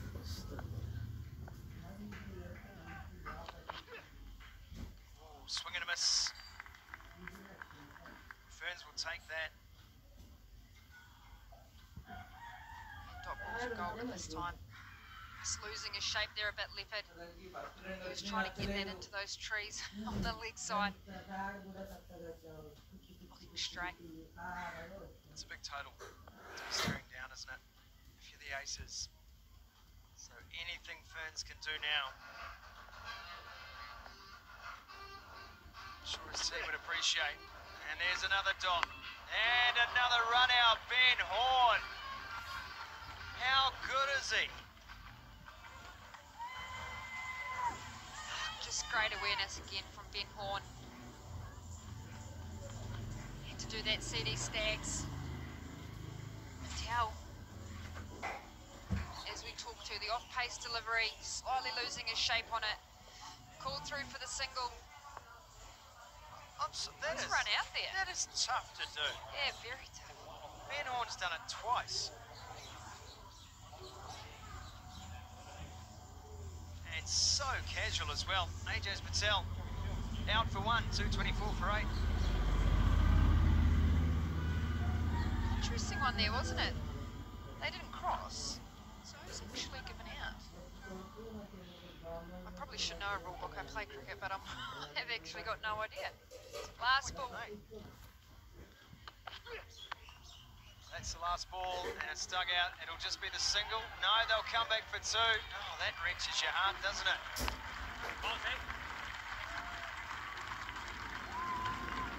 2 runs off the last ball. Come back to the Ajaz Patel run out. 226 for 8. So the Aces will be chasing 227 for victory. Seems like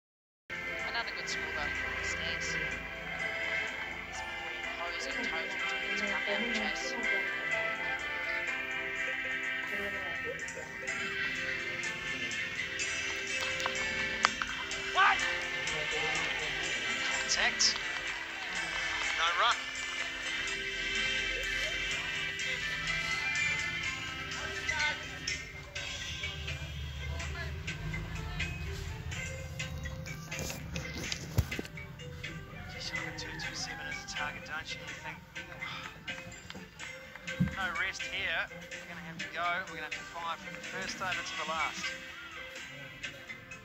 Yeah, basically a replica of yesterday's match. Big total to have to try and chase down. Got one that just rushed onto him a little bit. On the edge, flew out square. You kind of have to keep telling yourself that there is more time than you think. You can't start looking at that score of 2-2-7 and expecting to chase that down straight away. It's going to take time to get there.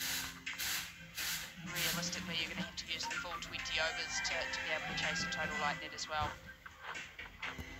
Left and right hand combination to start two for the aces, so ups the ante on Doug Bracewell coming back to form now. After injury layoffs. Tested his accuracy early too.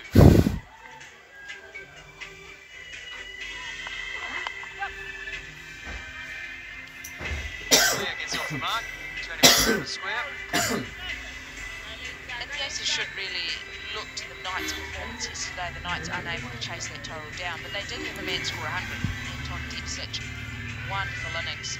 Then the next highest score for them was 18. So if they'd had another man out there who was able to score 20, 30, 40, they'd absolutely love a wee 78 off 31 that Clarkson was able to produce. But if you've got someone out there who's able to have that big innings, a couple of people contributing alongside them, you could chase this total down. Bracewell short. Big and nowhere near it. It's a good delivery from Doug Bracewell. Got a lot off the pitch too. That's a wonderful bumper. Good height, good line as well. It's creeping big and up a touch. So I'm also a big fan. The Stags have decided to start their overs from the terraced end. 6.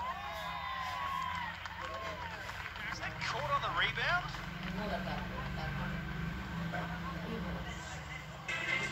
That was an absolute rocket to end the over, 8 for none.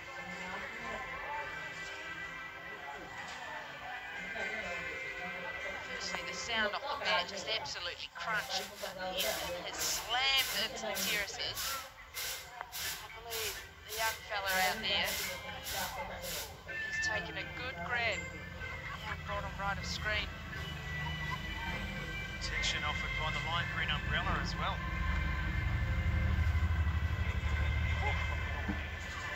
That absolutely flew off the bat.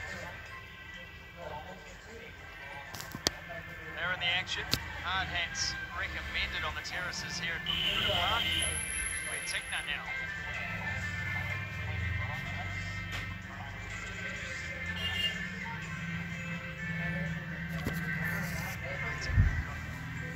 Time in the A program over summer.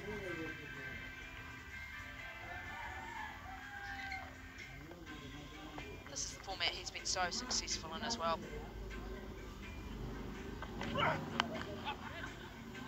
Shot. Neither one run from it. Yeah, interesting to see Doug Bracewell going short early. I think there's a fear for some bowlers here that if they go short, they're going to the terrace, and that's fact. Well, it doesn't have to be fact. Good short ball. Top X through to the keeper. Miscue. Bracewell obviously has played a fair bit of cricket here. He understands that. It's actually really good to see the batsman's bowler's going to say to the batsman, I'm still going to go for it. You've got to take me on if you want it. And one man that generally doesn't shy away from giving out some short stuff as well is Tickner. Wonderful T20 record. I think the thing that's so impressive about it, takes a wicket every 12 and a half balls that he bowls, is the fact that this is one of his home grounds, McLean Park, another fantastic batting surface. That's another home ground. Width, and that'll be 6 runs. Commentary box, that Sean Salia. Got it in the slot. It's the closest one to us so far. Sneaking up towards the commentary box. Wonderful strike though. Salia will be enjoying that. Can't say he'll get too many more pitched up though from Tickner. It's there to be hit. Sean Salia. Behind you. Thought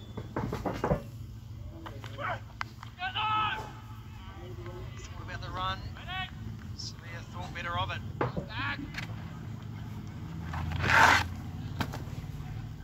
16 for none. Good start so far.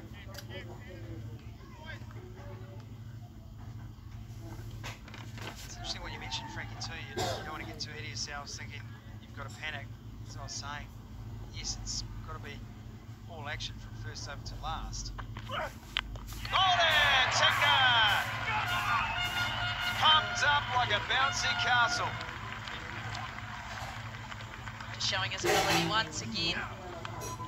Ability to take wickets, get good players out at the top of the order.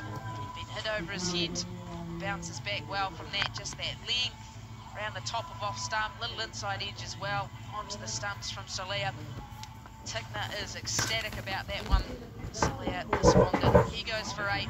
The Aces 16 for 1.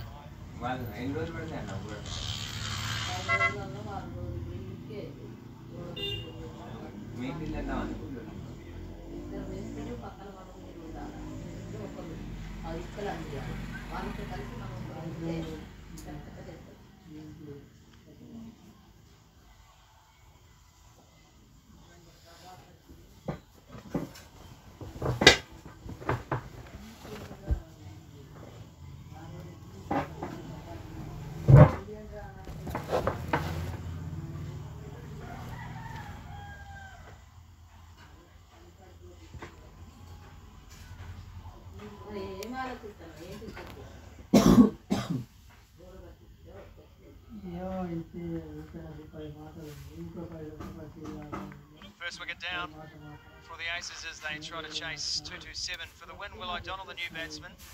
I was just thinking to myself, Frankie, as Tickner took that wicket, the Aces were going along just fine. There didn't seem to be the panic you discussed. Oh, now Blair Tickner finishes with one straight in the body. That's the end of the over, 16 for 1.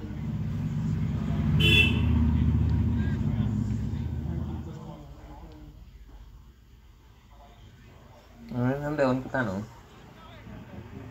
kalu kita dandang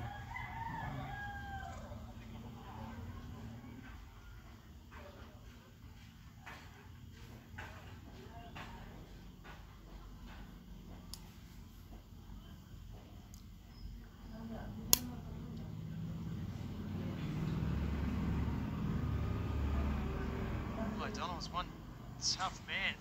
It's Blair Tickner. He's got him with an absolute heater. Oh.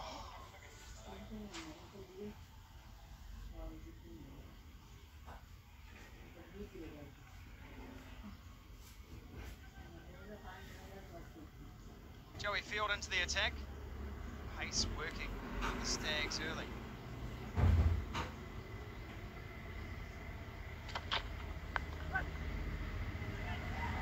Single there to hurry. Dive from Graham Megan.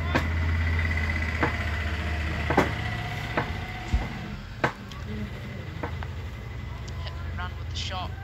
All picked up from Bracewell. Underhand throw on the dive. Saved him if there'd been a direct hit.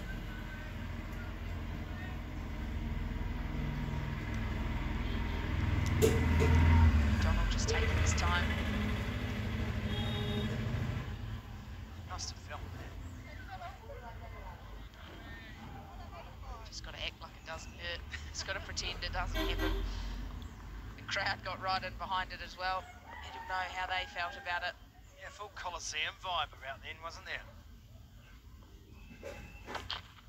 Yeah. That's nicely played.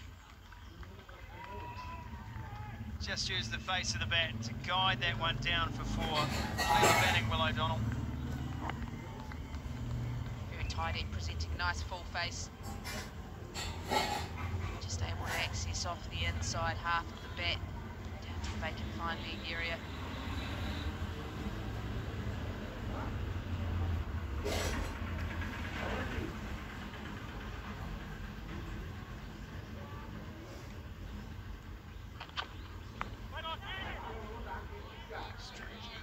Single.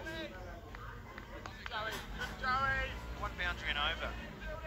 That was the point I was trying to make before dismissal on Sean Salia. And it looked comfortable. 2 overs gone, they were 16 without loss. There'd barely been a false shot played. I can't think of one. So they looked like they were calm and collected, but how quickly a wicket can change things.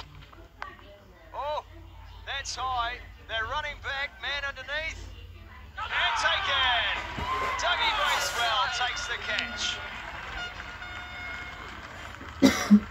Outstanding grab from Bracewell.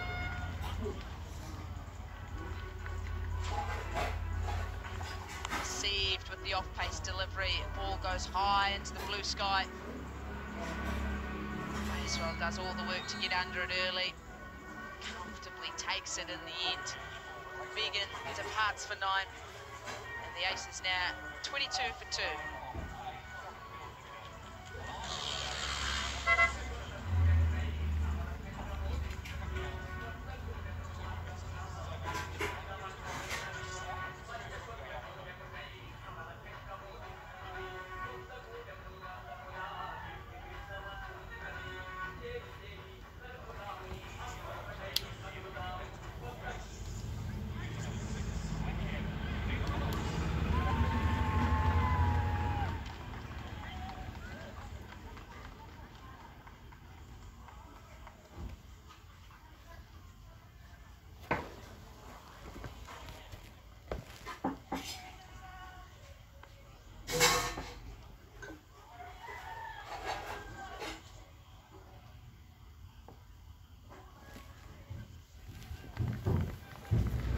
Joey Field picks up his first wicket of the afternoon, and the ace is now 22 for 2. Glenn Phillips on striker's end.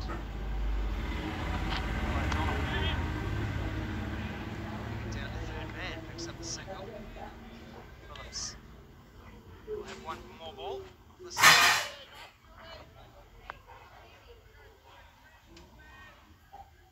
Got a pitching wedge, but a 3-iron was required. Catch. He's done very well. Well bowled by Field as well. Deceived the batsman. Important partnership here now. O'Donnell and Phillips really need to be able to bat deep into the innings. It's not panic stations just yet for the Aces. Staggs lost their second wicket with just 19 runs on the board. But what followed next was a big partnership between Bruce and George Worker. That's what Phillips and O'Donnell will have to do now. Oh, Phillips just misses his stumps on an inside edge, and he's off the mark with a 4. That'll do for that over. 27 for 2.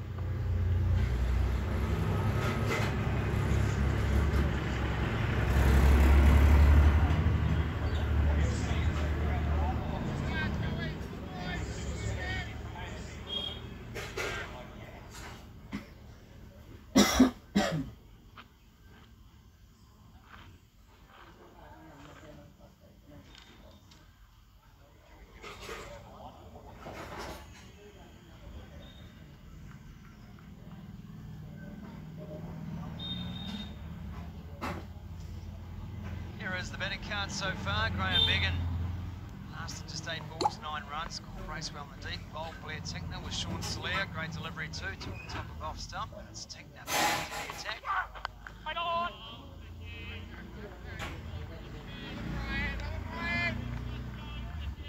Fantastic sound out of the middle of the bat there from O'Donnell.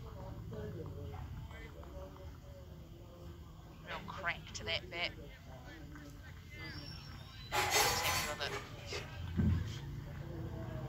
kind of park where the sound just reverberates around the ground. You'd hear every edge here. Wouldn't be able to get away with the light one. Speaking of edges, all but.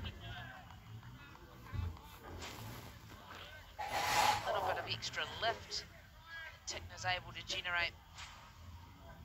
Second day using this wicket, fourth game of T20, still able to get the ball rise on the way past the batsman, hit the gloves hard of the wicketkeeper.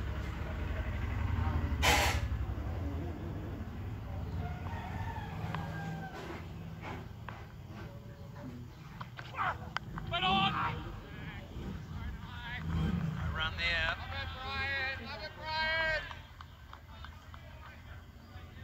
3 dot balls in a row from Blair Tickner. Lots of support from the Stags as well. They know how important this partnership is, how useful these dot balls are at this early stage of the innings.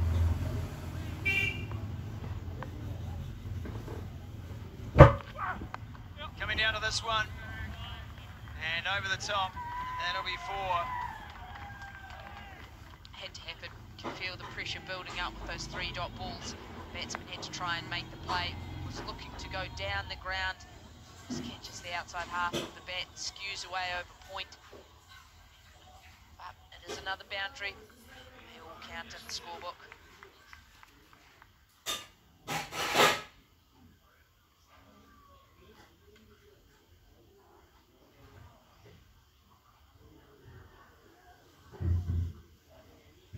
Slight change in the field with that as well. Third man comes up, 2 men back on the hook, fine leg and square leg.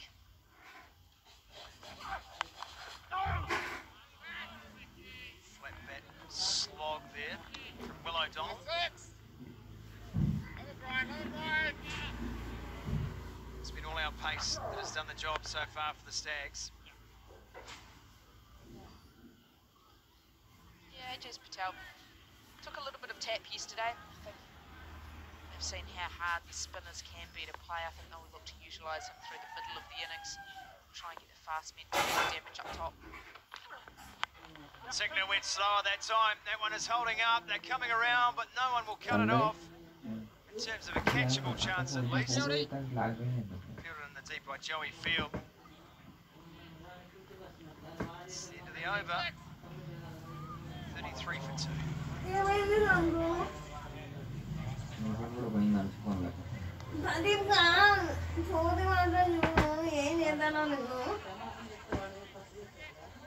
Photo sakay ne.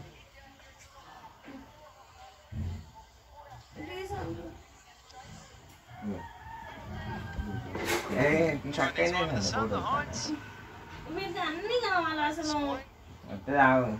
Job done. Ini sakay ne. Came admirably close. Ini masih itu.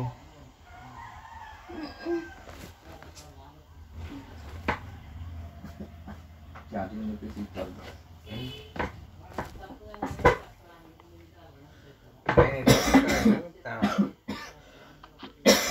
Good again for it's just short.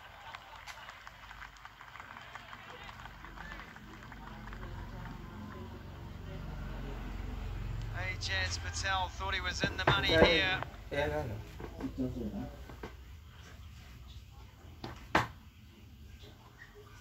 Tantalisingly close to carrying to Patel. Has done an excellent job to get a hand on it though. Definitely saved the boundary. Phillips has been streaky to start. 5 off 2. Edge off both sides of the bat.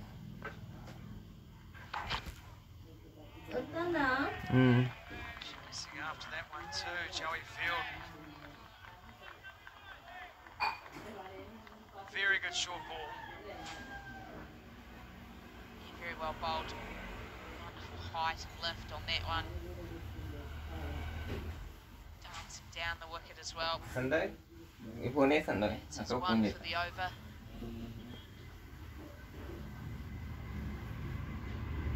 Away with that, Joey Field. always harder to judge as well when a batsman starts running down the wicket at it as well. Fuller delivery this time. Turned around the corner by Phillips.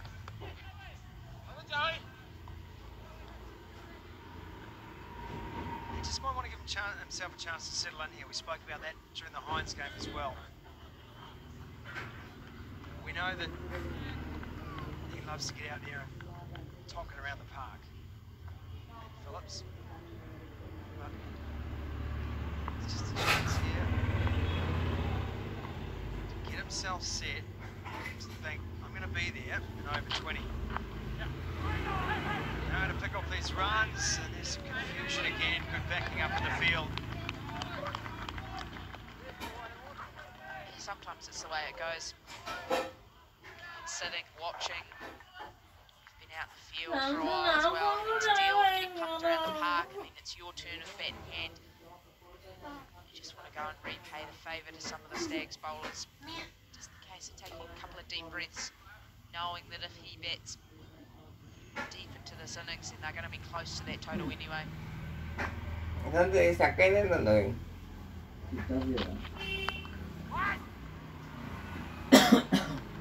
Both Worker, whose wicket really was probably just a momentary lapse of judgment from him.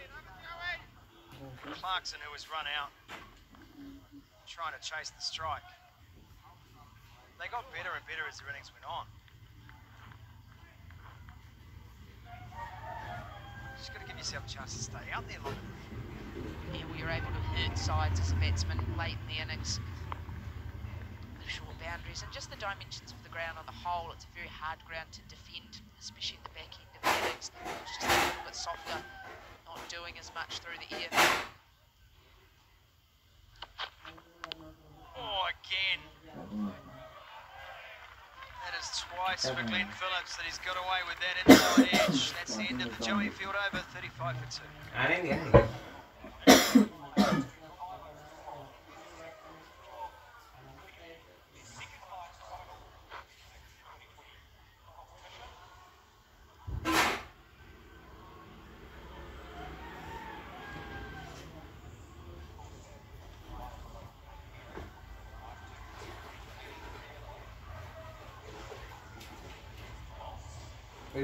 Anjir sana, anda cila.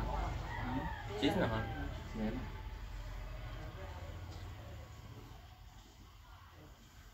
226 Central Districts put on the board. It's the second highest total domestic T20 history. Dane Cleaver joins us from behind the stumps. Good afternoon to you, Dane. Good afternoon, how are you going? Going pretty good. So are your fast bowlers at the moment? They're doing well. They're just executing the number one still pretty well and making it half the betters. Couple of good short balls as well, keeping you on your toes there, Dane. Yeah, absolutely. I think it's just talking about hitting a hard length, making betters play good shots, setting boundaries, and done that pretty well so far. So. Takes a bit of bravery too from the bowlers, doesn't it, to bowl short?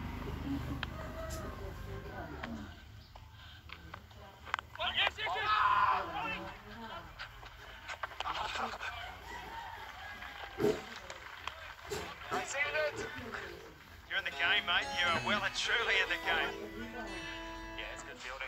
Those ones are seriously important in the top six. If you can stop those ones, just hold that momentum because they're always going to get the boundaries. So. Just talking about the bravery that the bowler needs to bowl short. You've got to take that risk, don't you? Make a batsman chase. Oh yeah, you nailed it. You've got to be brave. And... Mana telepon? 23 beda lah ni. Endu sangat sakit ni. For the sixth over, the final over of the power play. Yeah, absolutely. I think those key overs you go to. Is there an update available in India? Well, I'm saying that Joe Fields has been exceptional for only his third game. He's bowled very above his years. So it's good. Update ये same बोल रहा था. Okay.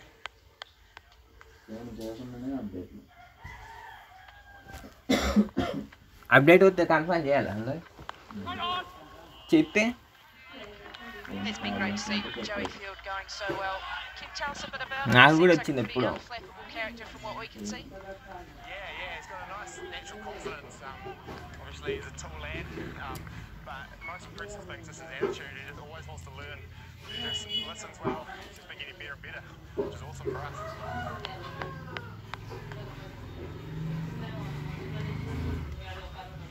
Slight change in the field here. Oh, Dougie! Point right on the boundary now.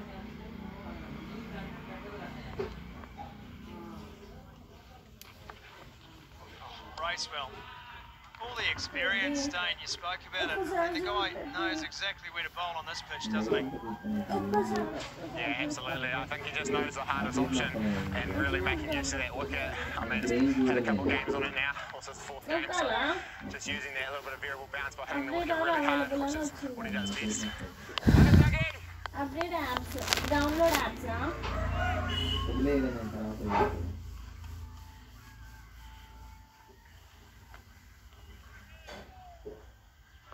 Side point comes back in close. Third man back on the boundary. Great leg. This is the 6th and final over of the power play, and at the moment it is ... It's exactly what you want to see, Dane. Yeah, no, it's brilliant.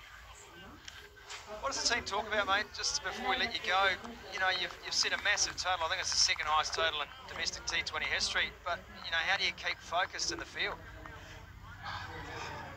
Sorry, mate.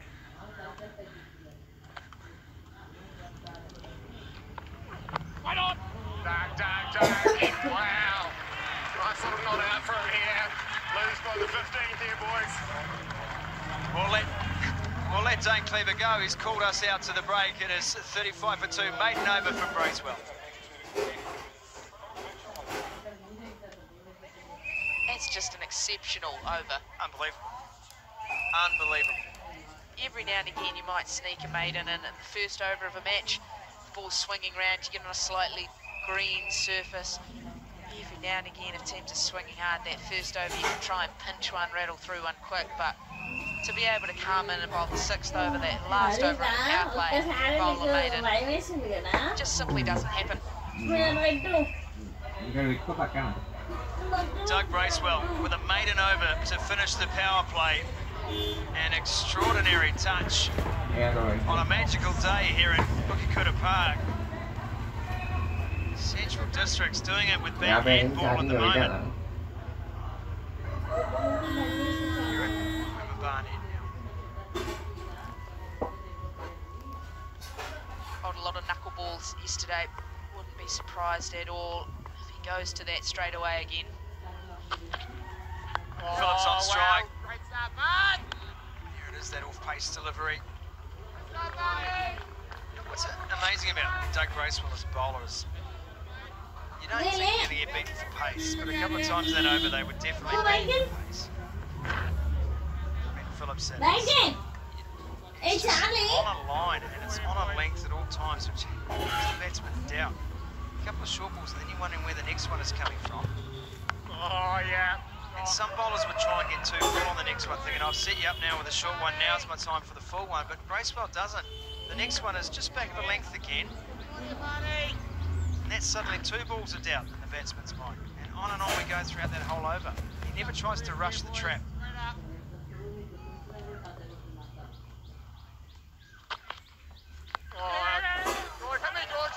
Sharp.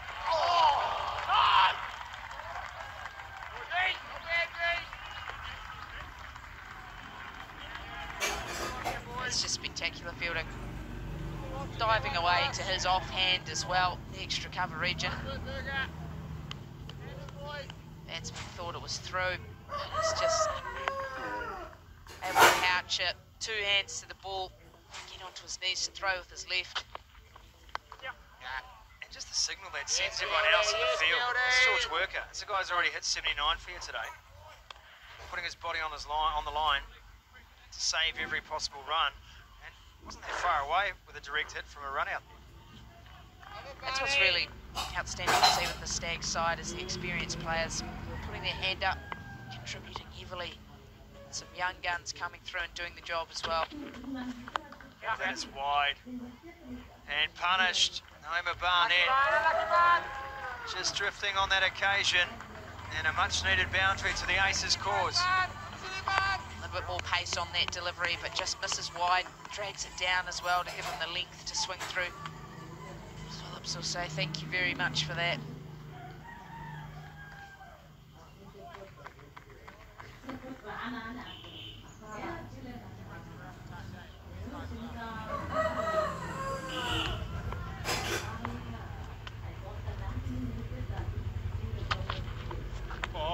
Once again, that'll be a wide, and called by umpire Cotton, so Naima Barnett will have one more in the over. Just a little bit of swing, a little bit of wobble in the ear. Naima Barnett. Again, to bend the fingers down, deliver the ball off the knuckles. Runs here. They'll look for 2, and they'll get 4 instead. A rare misfield, and that is the over. Naima Barnett goes for 11, and it's 46 for 2 after 7.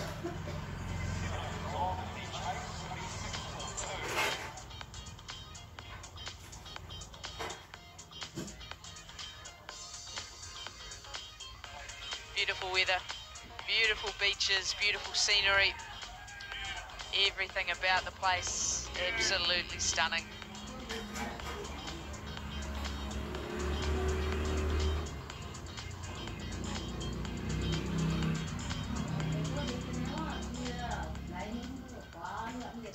Gorgeous shot over Mount Taranaki.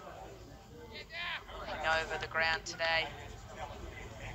Still a little bit of snow on the top, but the weather has been simply outstanding the few days we have been in town. With 7 overs gone, Katie Martin joins me in the commentary box. We have our first look at spin for the second innings with Ajaz Patel coming into the attack.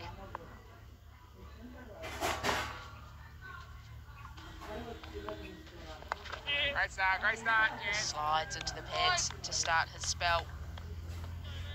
Yeah, very experienced bowler, Ajaz Patel. We saw some success at this end, and Patel will be looking to protect that longer boundary. Really good bowling from CD. Shooting those boundaries. What can do, Patel?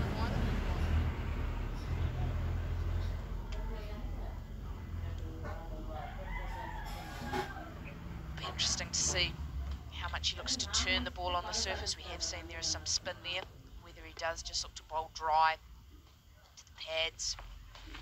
Yeah, bold, Jazz. A little bit of turn there. Just a economic sort of technique that Patel's got. A couple of steps in, good load. Really good matchups, the left armour to these right-handers. Up and over point. Get enough on that, Will O'Donnell. Oh, he's given a little bit more flight there, trying to entice that outside edge, and he's nearly done it. We've talked about all day, these short boundaries. Get up and over the fielders, it's likely to go. Good intent from O'Donnell. Just need to keep going here. Oh,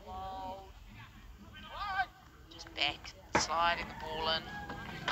So if you fall through that offside and then just gives no width at all. A good adjustment from Patel.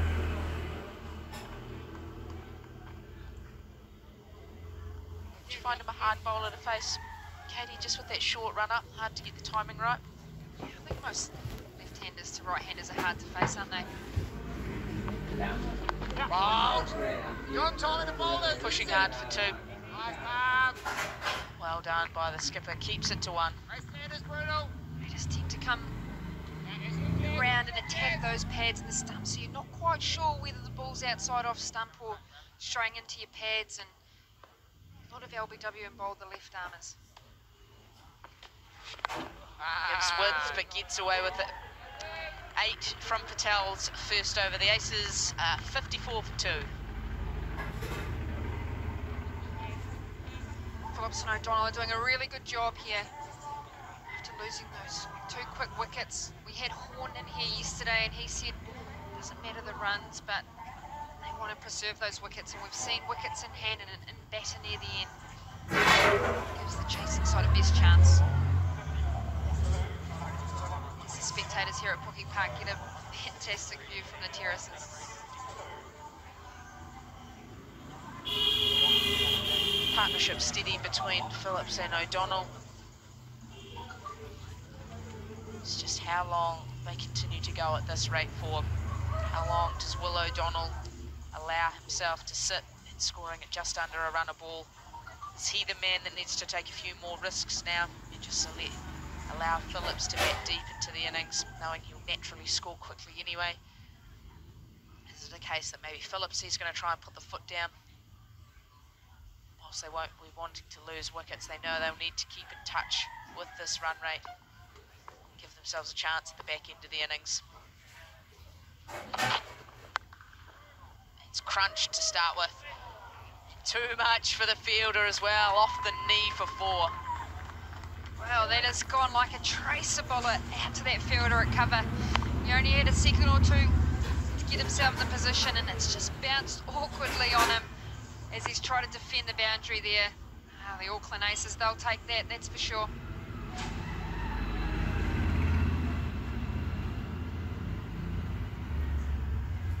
It's a tough start for Field. He executed roughly where he wanted, got hit to his sweeper. He managed to carry it for the boundary. What? Hit hard again, crunched into that point area. There's been a lot of conversations. Phillips' stance. We all have mentors and people we look up to, and he looks very much Steve Smith, like he's talked a lot about adjusting his technique to that. Starts his feet outside the leg stump. Takes that pre-ball movement. We're looking to try and get that ball inside his body line to access that short boundary on the leg side, and if they slightly miss wider, punishes him through the offside.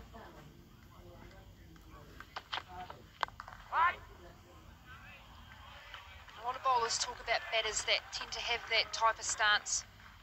Instead of attacking the off-stump line or just outside off-stump, they bring that line a little bit more across, wider of off-stump, as the batter does that as well. But it's been very, very successful for Glenn Phillips over the last couple of years. Yeah, well, I think that's the thing that makes him so successful is bowlers they feel like they need to hide the ball outside off stump to get away from that strength, but so strong through that point area. And then if you bowl there, you will get dispatched no matter what. Well, that's what we're talking about, Frankie. Enticing the bowler to bowl at his body line. With that off-stump stance, it's allowed that ball to come inside that body line and free his hands through the ball. Brilliant shot from Glenn Phillips. Aces will need more of these sixes to get across the line here. Yeah, what I really like about his technique as well is just how relaxed the hands are on the bat, outside his body. Just allows such a free swing of the bat. Almost that baseball type setup. There's a lot of discussions around where your weight is as a batter. Do you have your weight 50-50 on your front foot and back foot? And a lot more of this technique and stances these days is loading up that back leg, a bit like a baseball player. Batter will load up on that back leg and really swing the arms through, and we're seeing more and more T20 cricket. Chance! Put down, hit back firmly.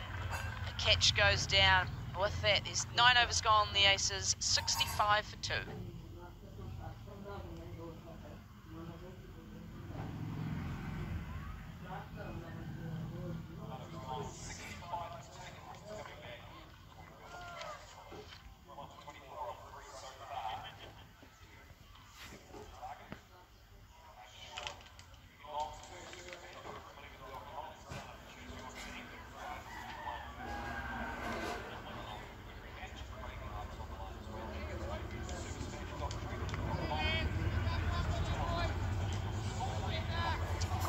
venues we are treated to here in New Plymouth.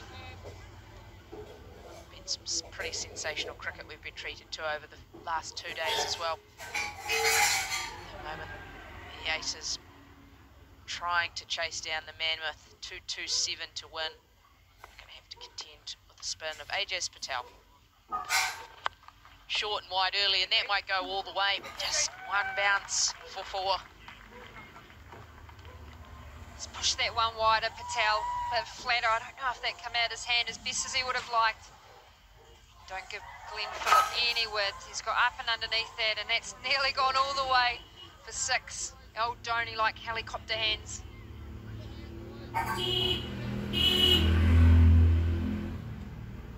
Phillips in the blink of an eye has moved to 31 off just the 16 deliveries. Pushing through for the single. Better throw, might have been in trouble there, O'Donnell.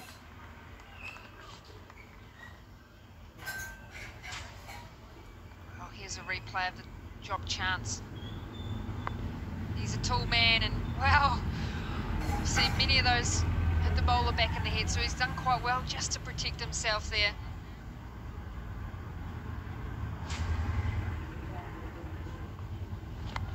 It's into the arc. Is it a chance? Flat. He's done well though. There's Tom Bruce, keeps it in front of himself. We've seen quite a lot of fast bowlers. There's an Otago man, I think it was Barnes, who actually had a helmet on or a headgear he got invented just to protect his head from those balls that fly back. Oh, yes. Yeah, especially if you're someone who in your technique ends up with head facing down for a long time after you've delivered the ball, and that's generally the bowlers who are trying to bowl at top end pace. But Andrew Ellis, Canterbury man, he got hit in the head by Jeet Raval, and it actually went for 6 off the head. And that is a big 6 from the bat of Phillips. That's another one on the road, and that is going to roll all the way down the hill. Oh, that's a little bit straighter than the one we saw earlier from Clarkson. He's just checking the, oh, he's got a selfie. We might see that on the gram later on today. Make sure you tag Spark Sport in that, young man.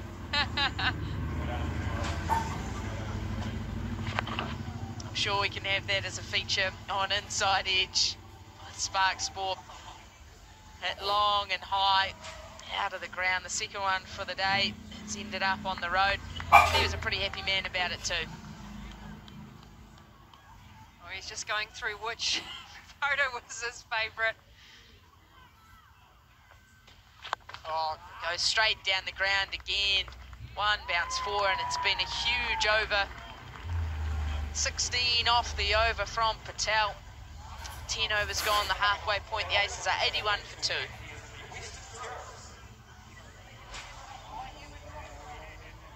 Just again, such clean striking. Bit of a miss from Patel. He was trying to find a way to get out of the over. He was trying to get up and go block hole. Just with that technique that Phillips possesses, it means he can get underneath that. Straightens up the front leg, allows him the leverage to get at that ball. Get at it, he has. Patel under the pump, 24 off his 2 overs.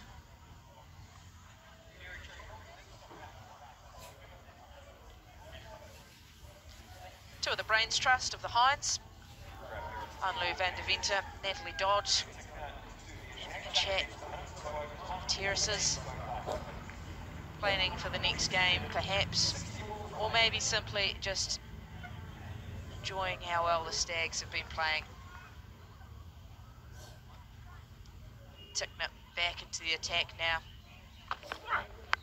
And he is dispatched too.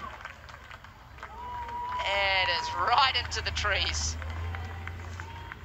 Well, it's the first time we've seen a 6-hit in those trees these days. The young man's gone to fetch that. It's a brilliant shot, one of the longer boundaries here at Pukekohe Park. He's got back inside his crease, loaded up that back leg to get that length that he wanted. That's a brilliant shot, and he's rewarded himself with a sprite there, Frankie. It's a good day for it. Pushing hard for 2.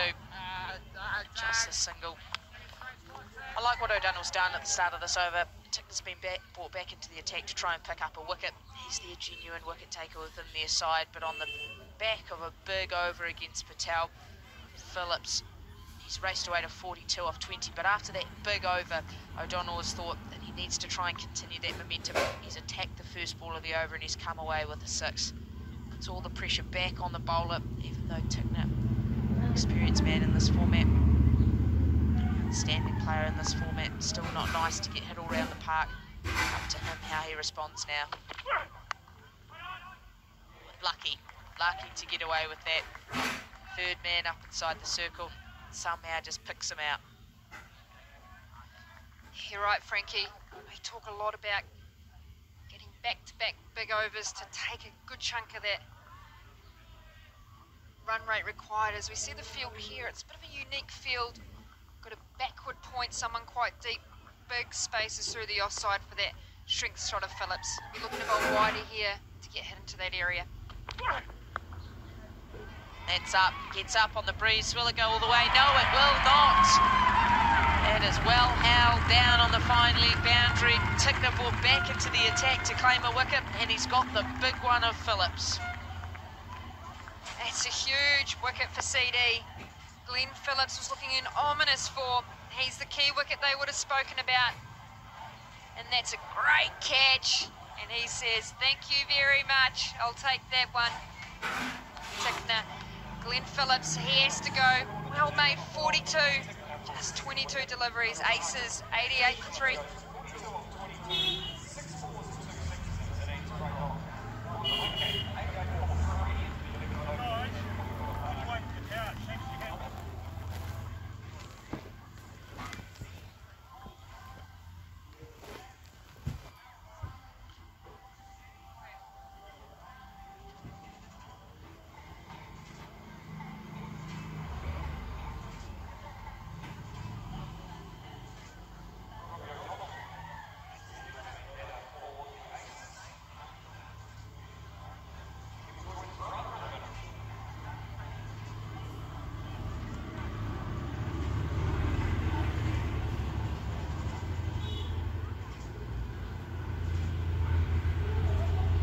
Wickets down now, the aces, and the dangerous Phillips has had to depart with that.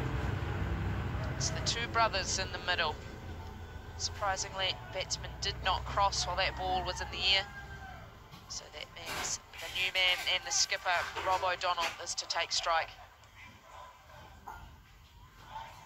Phillips will be disappointed there. He almost tried to just control that one. Definitely didn't throw the kitchen sink at it, and that perhaps was his downfall. The opposite side of that, though, the Stags will be thrilled. Gone to their wicket taker, and he has delivered once again. Still banging it into the surface is Tickner.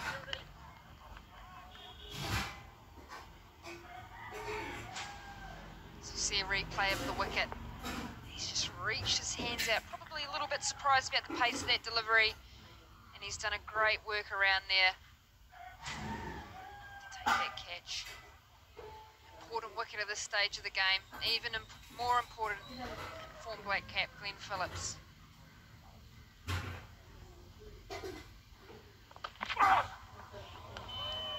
Bouncer, but too high on this occasion. Saved the one for the over until the last ball. We need to go upstairs with this one, but just too high, comfortably over the head. Good decision, good indication given from square leg. Wow, he's swung and nearly swung himself off his feet there just to catch up with that. It was well over his head. Closes the over out well. 9 runs off the over, but the big wicket of Phillips. The aces now 90 for 3.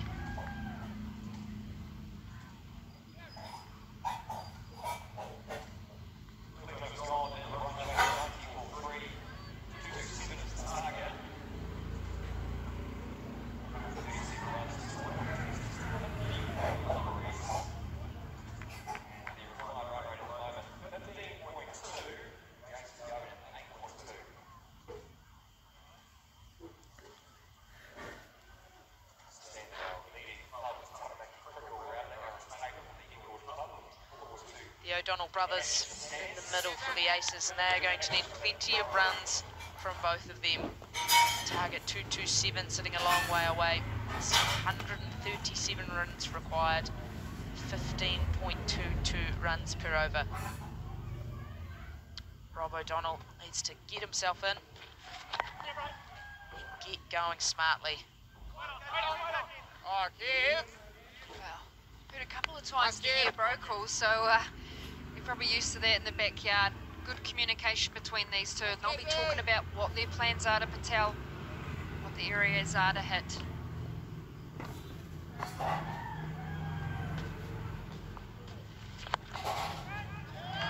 And picks him out. Good striking from O'Donnell, but unfortunately, straight to that man who's been in the action both days, George Worker. Wow, it's probably not the area he wanted to hit. He didn't get enough leverage on that, boys. Looking to go up and over that extra cover. And after taking some tap the previous over, Patel has come back beautifully well. Will O'Donnell, he has to depart. Just getting started for 28. Aces 91 for 4.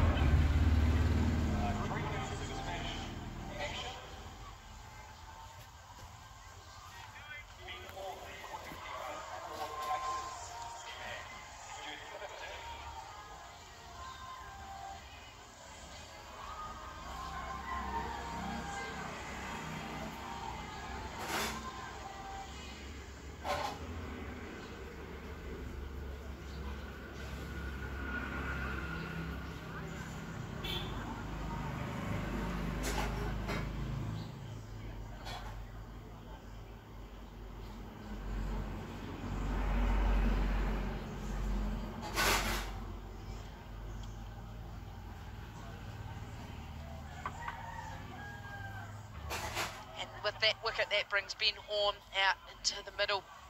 He was in good form yesterday. 63 runs to his name. Oh, in their last game, sorry, not yesterday. Down and Alex, 63, top scored. We seem to pass on some good luck from the commentary box to George Worker. The Aces will be hoping that extends to Ben Horn as well. Edgy start.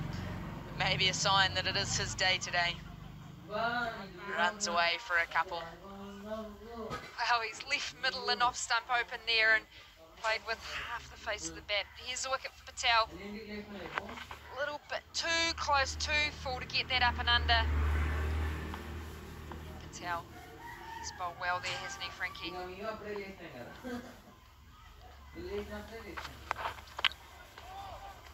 Smart keeping behind the stumps.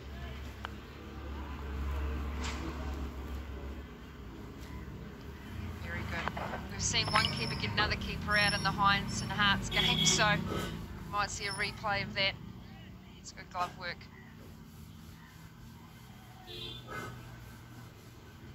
Is that a favourite dismissal for the wicket keepers? Get your opposite number out. Yeah, I think so. Had a game in Dunedin actually years and years ago against Spark Sport commentator Rebecca Rolls and stumped her down leg side. Best take of my entire life. The next innings I went out to bat, exact same dismissal, stumped down leg side from Rollsy.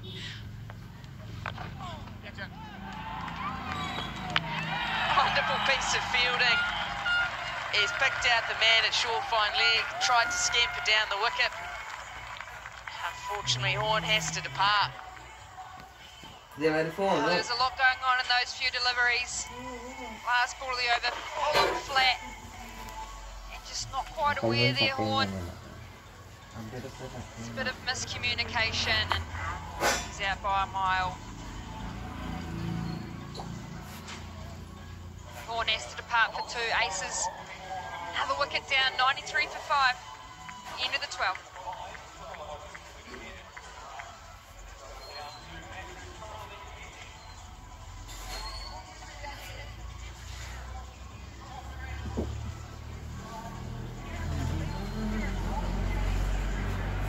నాకు ఏం ఇచ్చినావు Nani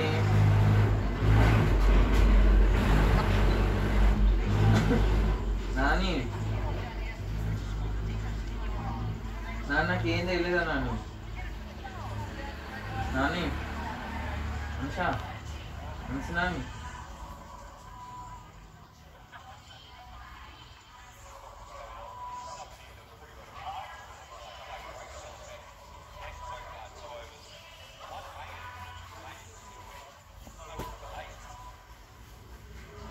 On the piece of a baffling piece of cricket, the Aces now find themselves in a bit of a hole here at 93 for 5. Warren, the dangerous striker. Last wicket to fall, a run out, which is the last thing any side needs in a big chase. And as the Stags find themselves ahead of the game at the moment, they go back to their experienced man, Doug Bracewell. Figures none for 8 off 2 overs. That includes a maiden, last over of the power play. Goes pace off straight away. Just look to use him here to just effectively, they're going to try and kill off the game here. I was exactly going to use those same words, Frankie.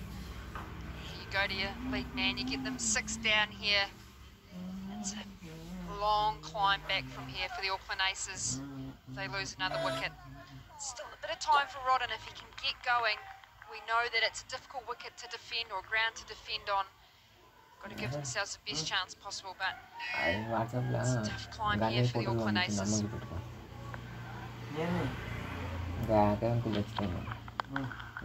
It's a good start though to his innings for the first ball he faces. He's just pitched that one short in the wicket. Rodden's just given himself a little bit of room to free the arms through. Found another job, Gary. Trying to encourage his troops on the sideline.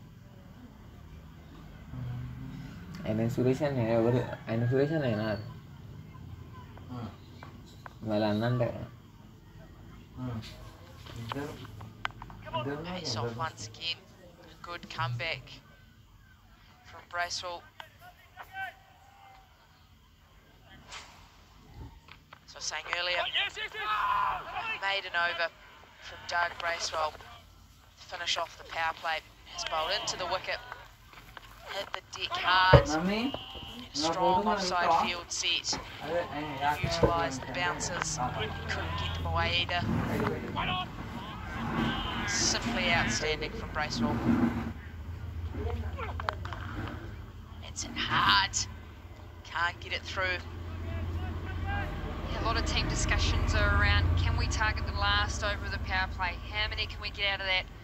And the bowling side knows that too, and that's when they usually bowl their best bowler. Dougie Bracewell, well, he's an experienced campaigner. Some great figures here. You want your banker bowler, don't you? The one that bowls those hard overs. Good striking once again. Splits the two fielders. O'Donnell in on the act now. O'Donnell's picked up that slow ball bouncer quickly. It's just a small margin of error out here for the bowlers. We're looking to pitch that just a little bit fuller, let it sit in the wicket, make it hard to get the timing on the ball. Discussion happening between the two fast men. How to try and close out this over. Slower ball again, gets a hand, big hand on it. Feels harsh to call that a drop chance. Instead I feel like he's saved 4. 13 overs gone, the Aces 104 for 5.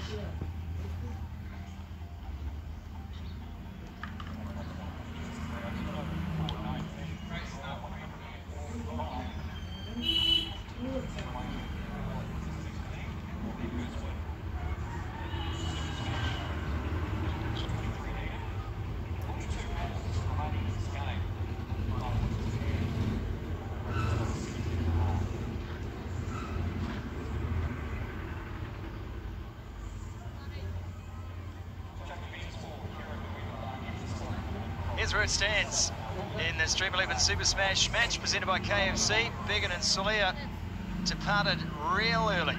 Will O'Donnell put up some good resistance. Both he and Phillips have now gone to. Robbie O'Donnell, the captain, at the crease. Ben Horn dismissed in very unusual fashion. And Brad Rodden, who looks quite handy on 5. A big happy birthday to Keith Miller watching this broadcast today. Turns 51 today, Keith. Good on you, mate.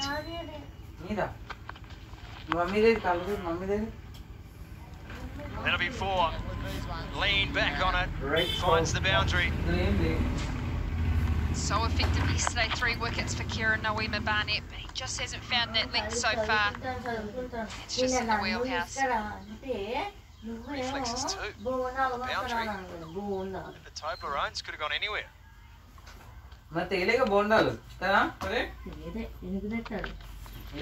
Oh, it's edged. It'll run away. The chase is on. Ajaz Patel just won't have enough to catch up with that. Most batters want to bank that. If you can practice that, Nick, and get that through there, it's an effective shot.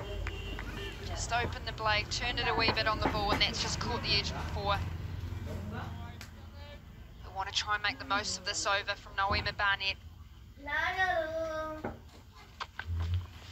Oh, Barney, that's such good leg. Thought about it, Robbie O'Donnell, didn't he? Thought about it. I know it's early in the season too, Katie, but the Aces need to stay there for the full 20. I know it's early in the season too, Katie, but they've got to be there at the crease. Even if they think to themselves right now, this is a long shot, and it is.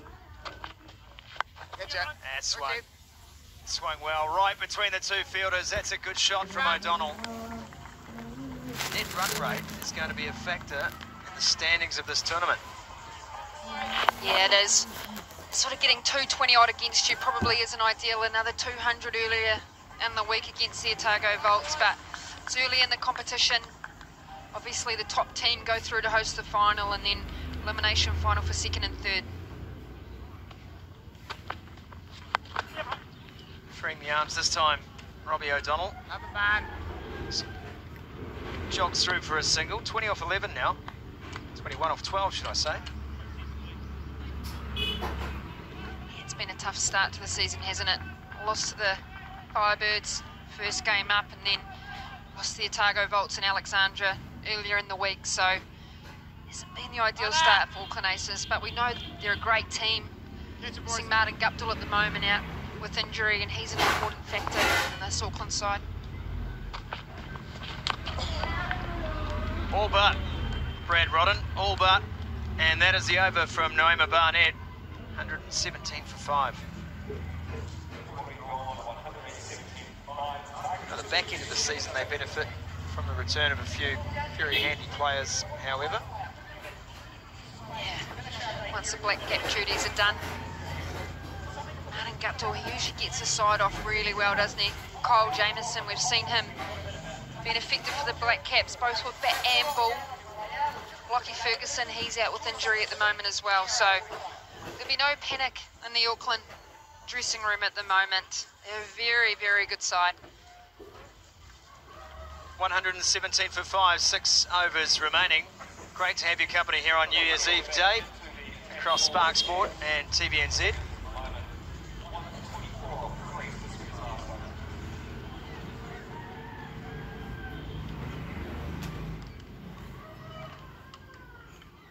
Well, Scotty, we're very, very fortunate to have KFC sponsor the Dream 11 Super Smash.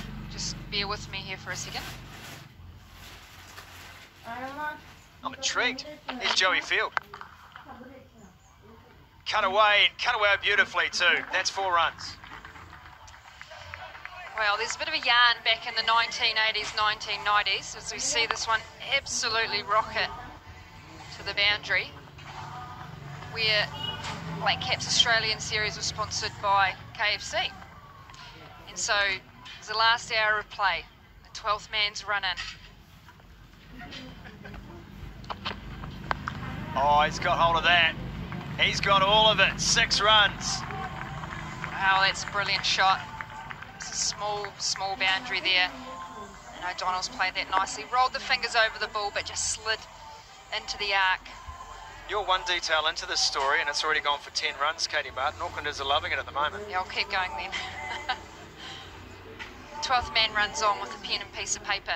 He said, going well here, lads, but end of the day, we're sponsored by KFC, so we've had a call through. It's when phones were allowed in the dressing room, and all the players put in their KFC orders. They turned into the changing room after the game. Swing and a miss this time from O'Donnell. And there's a changing room full of KFC. That's why there was a fewer bigger size clothes back in the 80s and 90s. Can I say, did that 12th man get an immediate elevation to the playing 11 after doing that? Well, I'm not sure about that, probably depending on who ate how many. That's great work from the 12th man, though. Take your KFC order. Straight, full, driven. Two fielders coming round. And Tinkner's the man who cuts it off.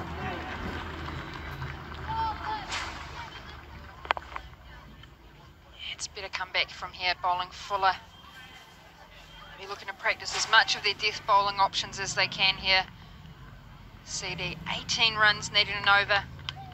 They'll have to keep close to Auckland and see if they can take this down to the last over. It's great to hear Dane Cleaver mic'd up behind the stumps, and he talked about this man on your screen, Joey Field. That is clubbed. Has he got enough? No, won't go to the boundary. Will be cut off. Clarkson in the action again. Just saying, one of the special things about him in just his third game of Super Smash is that he's just keen to learn all the time. And that's all you can ask for as a senior player in the side. Youngsters coming through and just soaking up the intel and being hungry to do so. Yeah, they're enthusiastic, aren't they? He's taken 2 wickets in each of his first 2 games.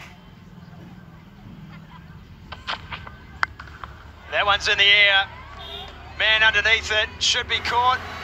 Will be caught. Clarkson gloves another. Well, that's a finish he wanted off his over. He's picked up another 2 wickets in this spell. 2 for 37.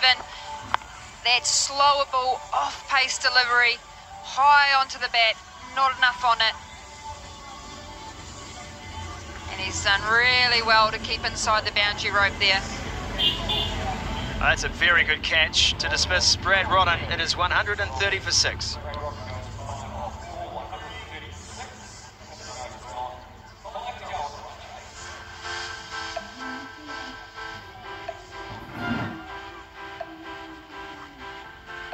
The Festival of Lights, one of the great attractions in the Taranaki region this time of year, right here behind Pukekura Park. Crowds flock to this wonderful event, and it really is a showstopper here in New Plymouth.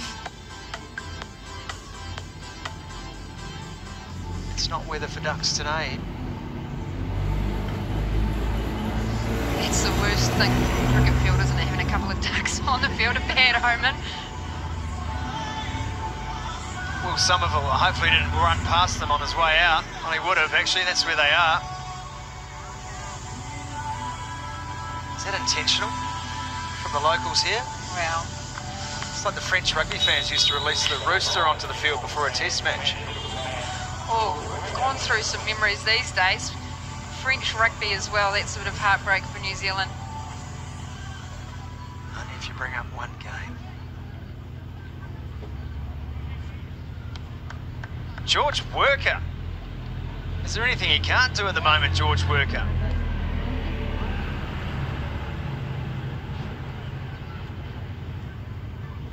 Tom Bruce has thrown him the ball, said have an over. And Robbie O'Donnell said, thanks very much, I'll have 4. Yeah, we haven't seen Worker so far in the Dream 11 Super Smash. Just a wee tweaker, as they would refer to him as.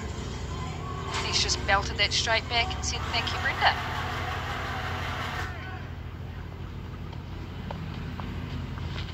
Oh, this time he just misses out, Rob O'Donnell.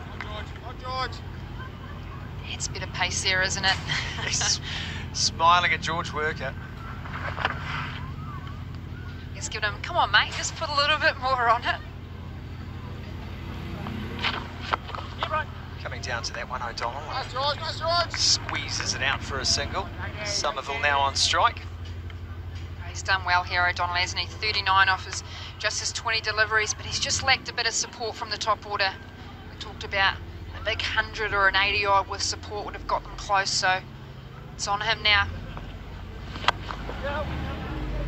Nice, George. Well, Somerville off the mark. 2 overs, 2 balls remaining in this George Worker over. It's not a bad option. Going for just 6. It's time of the match.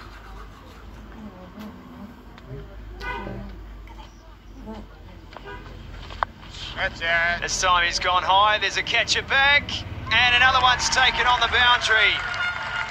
Blair Tinkner again. Well, they brought him on because there was a wicket to sneak through and over, and he's got a wicket himself, George Worker. Bit flattered. Got reached out to that one, but just a bit too far away. An easy catch on the boundary there for Tickner.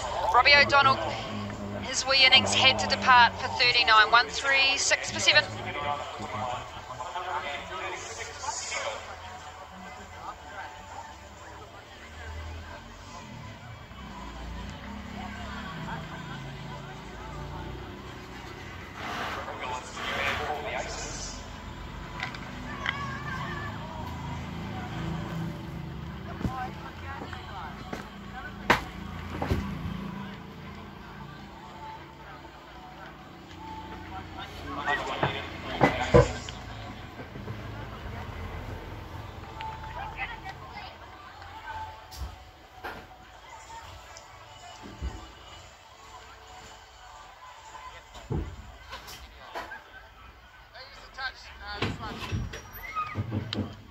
Ollie Pringle, the new batsman in. George Worker has a wicket.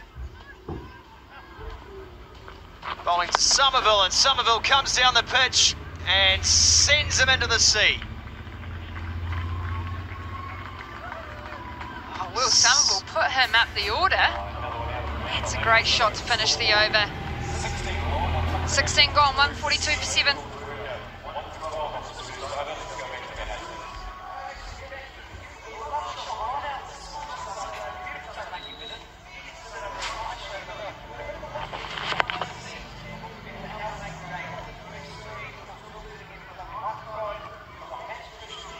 Okay, not quite the sea, but headed in the right direction. Well, we've already had 2 out the ground, haven't we? We're running out of balls here at Pukakura Park.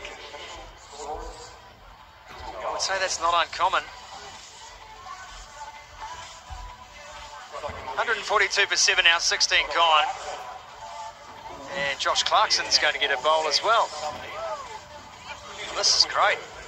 Tom Bruce. Are these overs as a reward for scoring runs? Maybe I'll have to give up the gloves. I don't mind a little bit of off spin. Yeah, it's when you get a wicket, it allows you to bring sort of your part-time bowler on, give them an option. Still plenty of runs to get for the Auckland Aces. Not even sure what he bowls here, but looks like a long run up, which is surprising for a batter.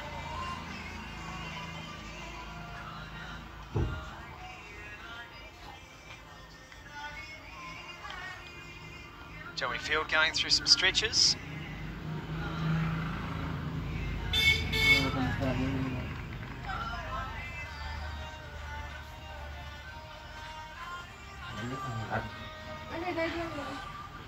Four overs remaining. Target 227, 142 4-7. And that one safely through to the keeper. Pringle went for the big heave-ho. Just needed to connect it there. Mummy, చెప్పండి mummy. Custom. A bit tighter here. Loosen up after a long day out in the field in the bat. No way. Pringle gets hold of that one. Just a single though. Somerville back on strike.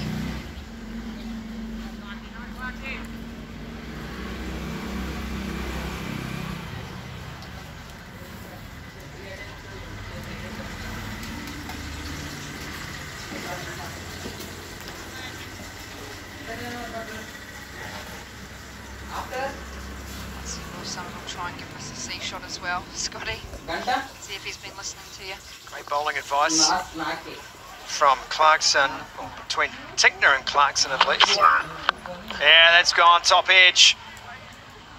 Right over the top. Well, he's swung hard. He's got the top edge of the bat. No protection behind the wicket keeper, unless you're not that handy and you've got to back up. That's a good four. He'll just keep going here, Will Somerville. Nothing to lose here.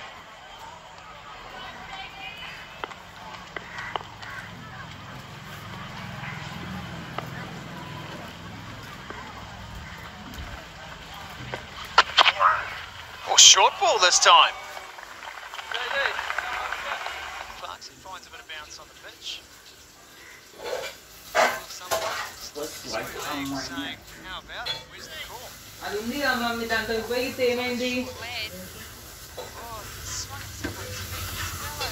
దీంట్లో ఉంటుంది కదా mummy అది ఎక్కిచ్చేది లేదు దీంట్లో ఉంటుందిగా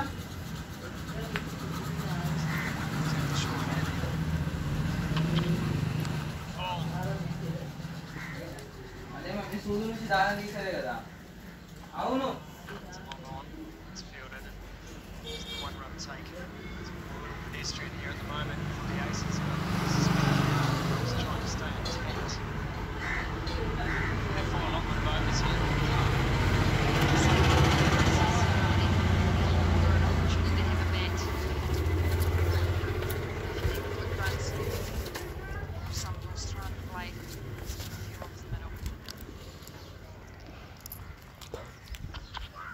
Hi friends, please subscribe my channel friends. Hi friends, please support me. Please subscribe my channel.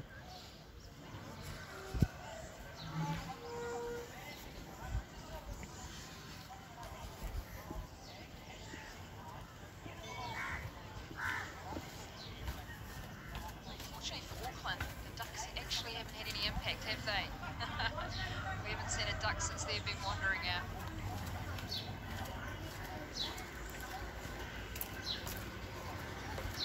There's probably going to be plenty on offer for the Ducks after this game. Another good crowd in here at Cric Park.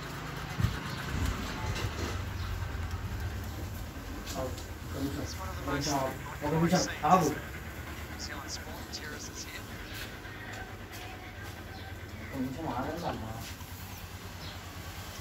Verge of being treated to another Stags victory at Cric.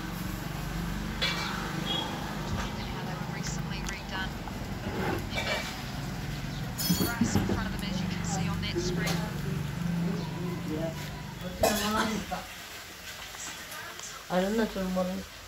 మొలాలు గిల్లాలతో కాదు Caught instead. Tickner gets another. Well, he's been busy on that square leg boundaries, picked up another catch out there, Tickner. Will Somerville's gone for another six option, but unfortunately couldn't get everything on that. He's just picked out the fielder, tried to get up and under to get that six and clear the rope, but he's just found out Tickner, one of the taller men on the field. Somerville departs for 12, 148 for 8.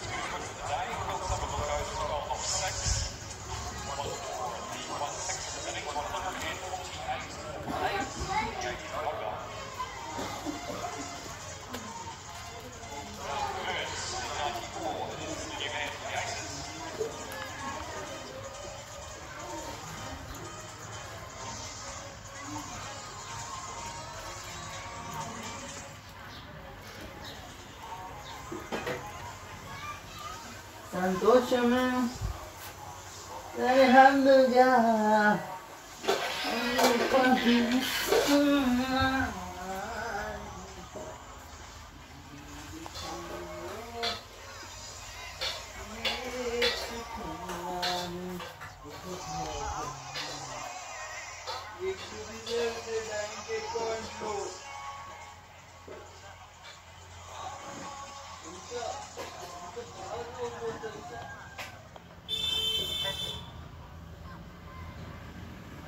Christian Leopard with a wicket first ball. Big swing too. He knows he's in the game here, Christian Leppard. One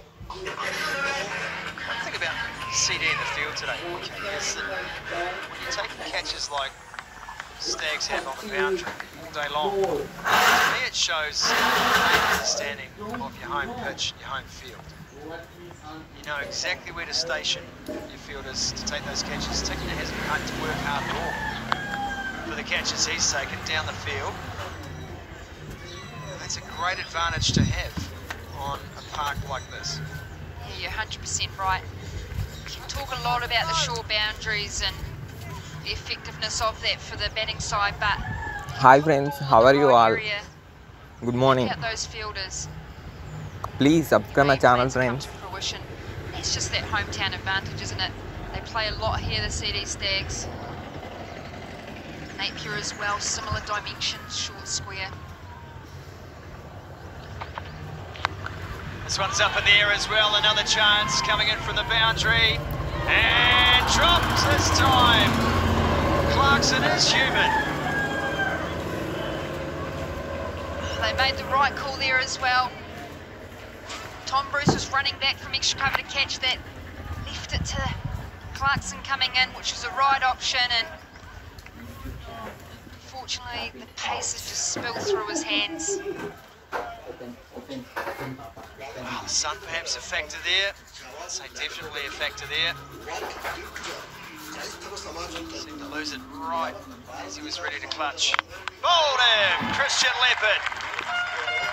Chopped on, another down. Ferns is gone. Well, he said if you can't catch it, I'll do it myself.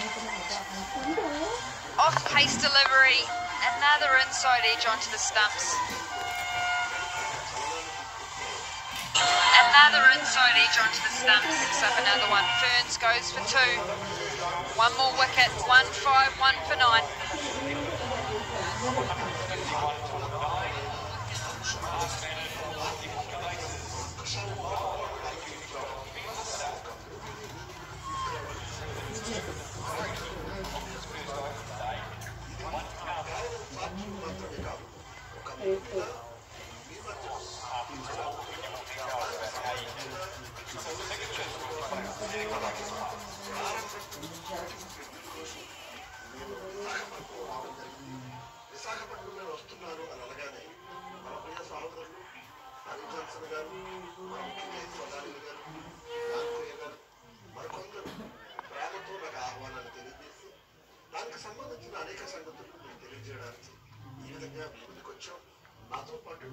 Well, Leppard's dead easy as you like. Give me the ball 2 for 3.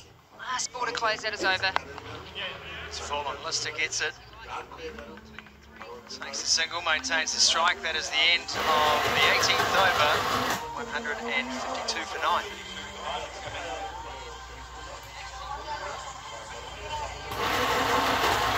Confidence from that, won't he, Leppard? Just the one over today, but 2 for 4, mopping up the tail. That would have been you at Christmas, was it? Mopping up the Christmas ham. What are you trying to say, Nick? I do like it's about 4 days after Christmas, though. It's done.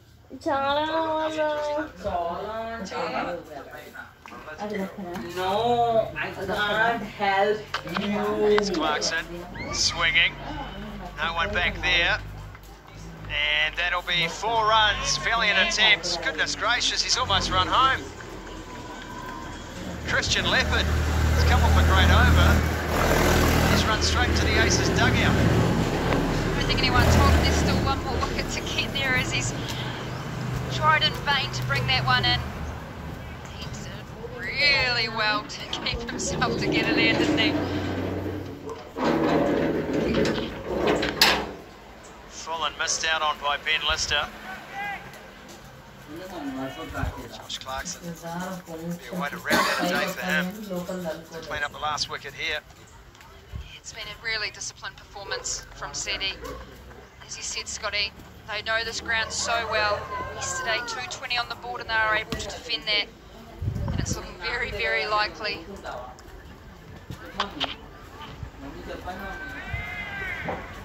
Again today, just that benefit, isn't it? Knowing what the ground is, what the angles are, where you set your field, what are the options. Use those slower ball deliveries to perfection today, and Clarkson bowling these overs gives him his opportunity to really try out those off-cutters, give another option.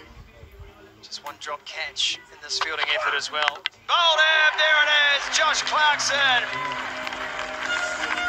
puts a full stop on a wonderful Stags performance. The Aces bowled out for 156, and the Stags go back to back to end the year.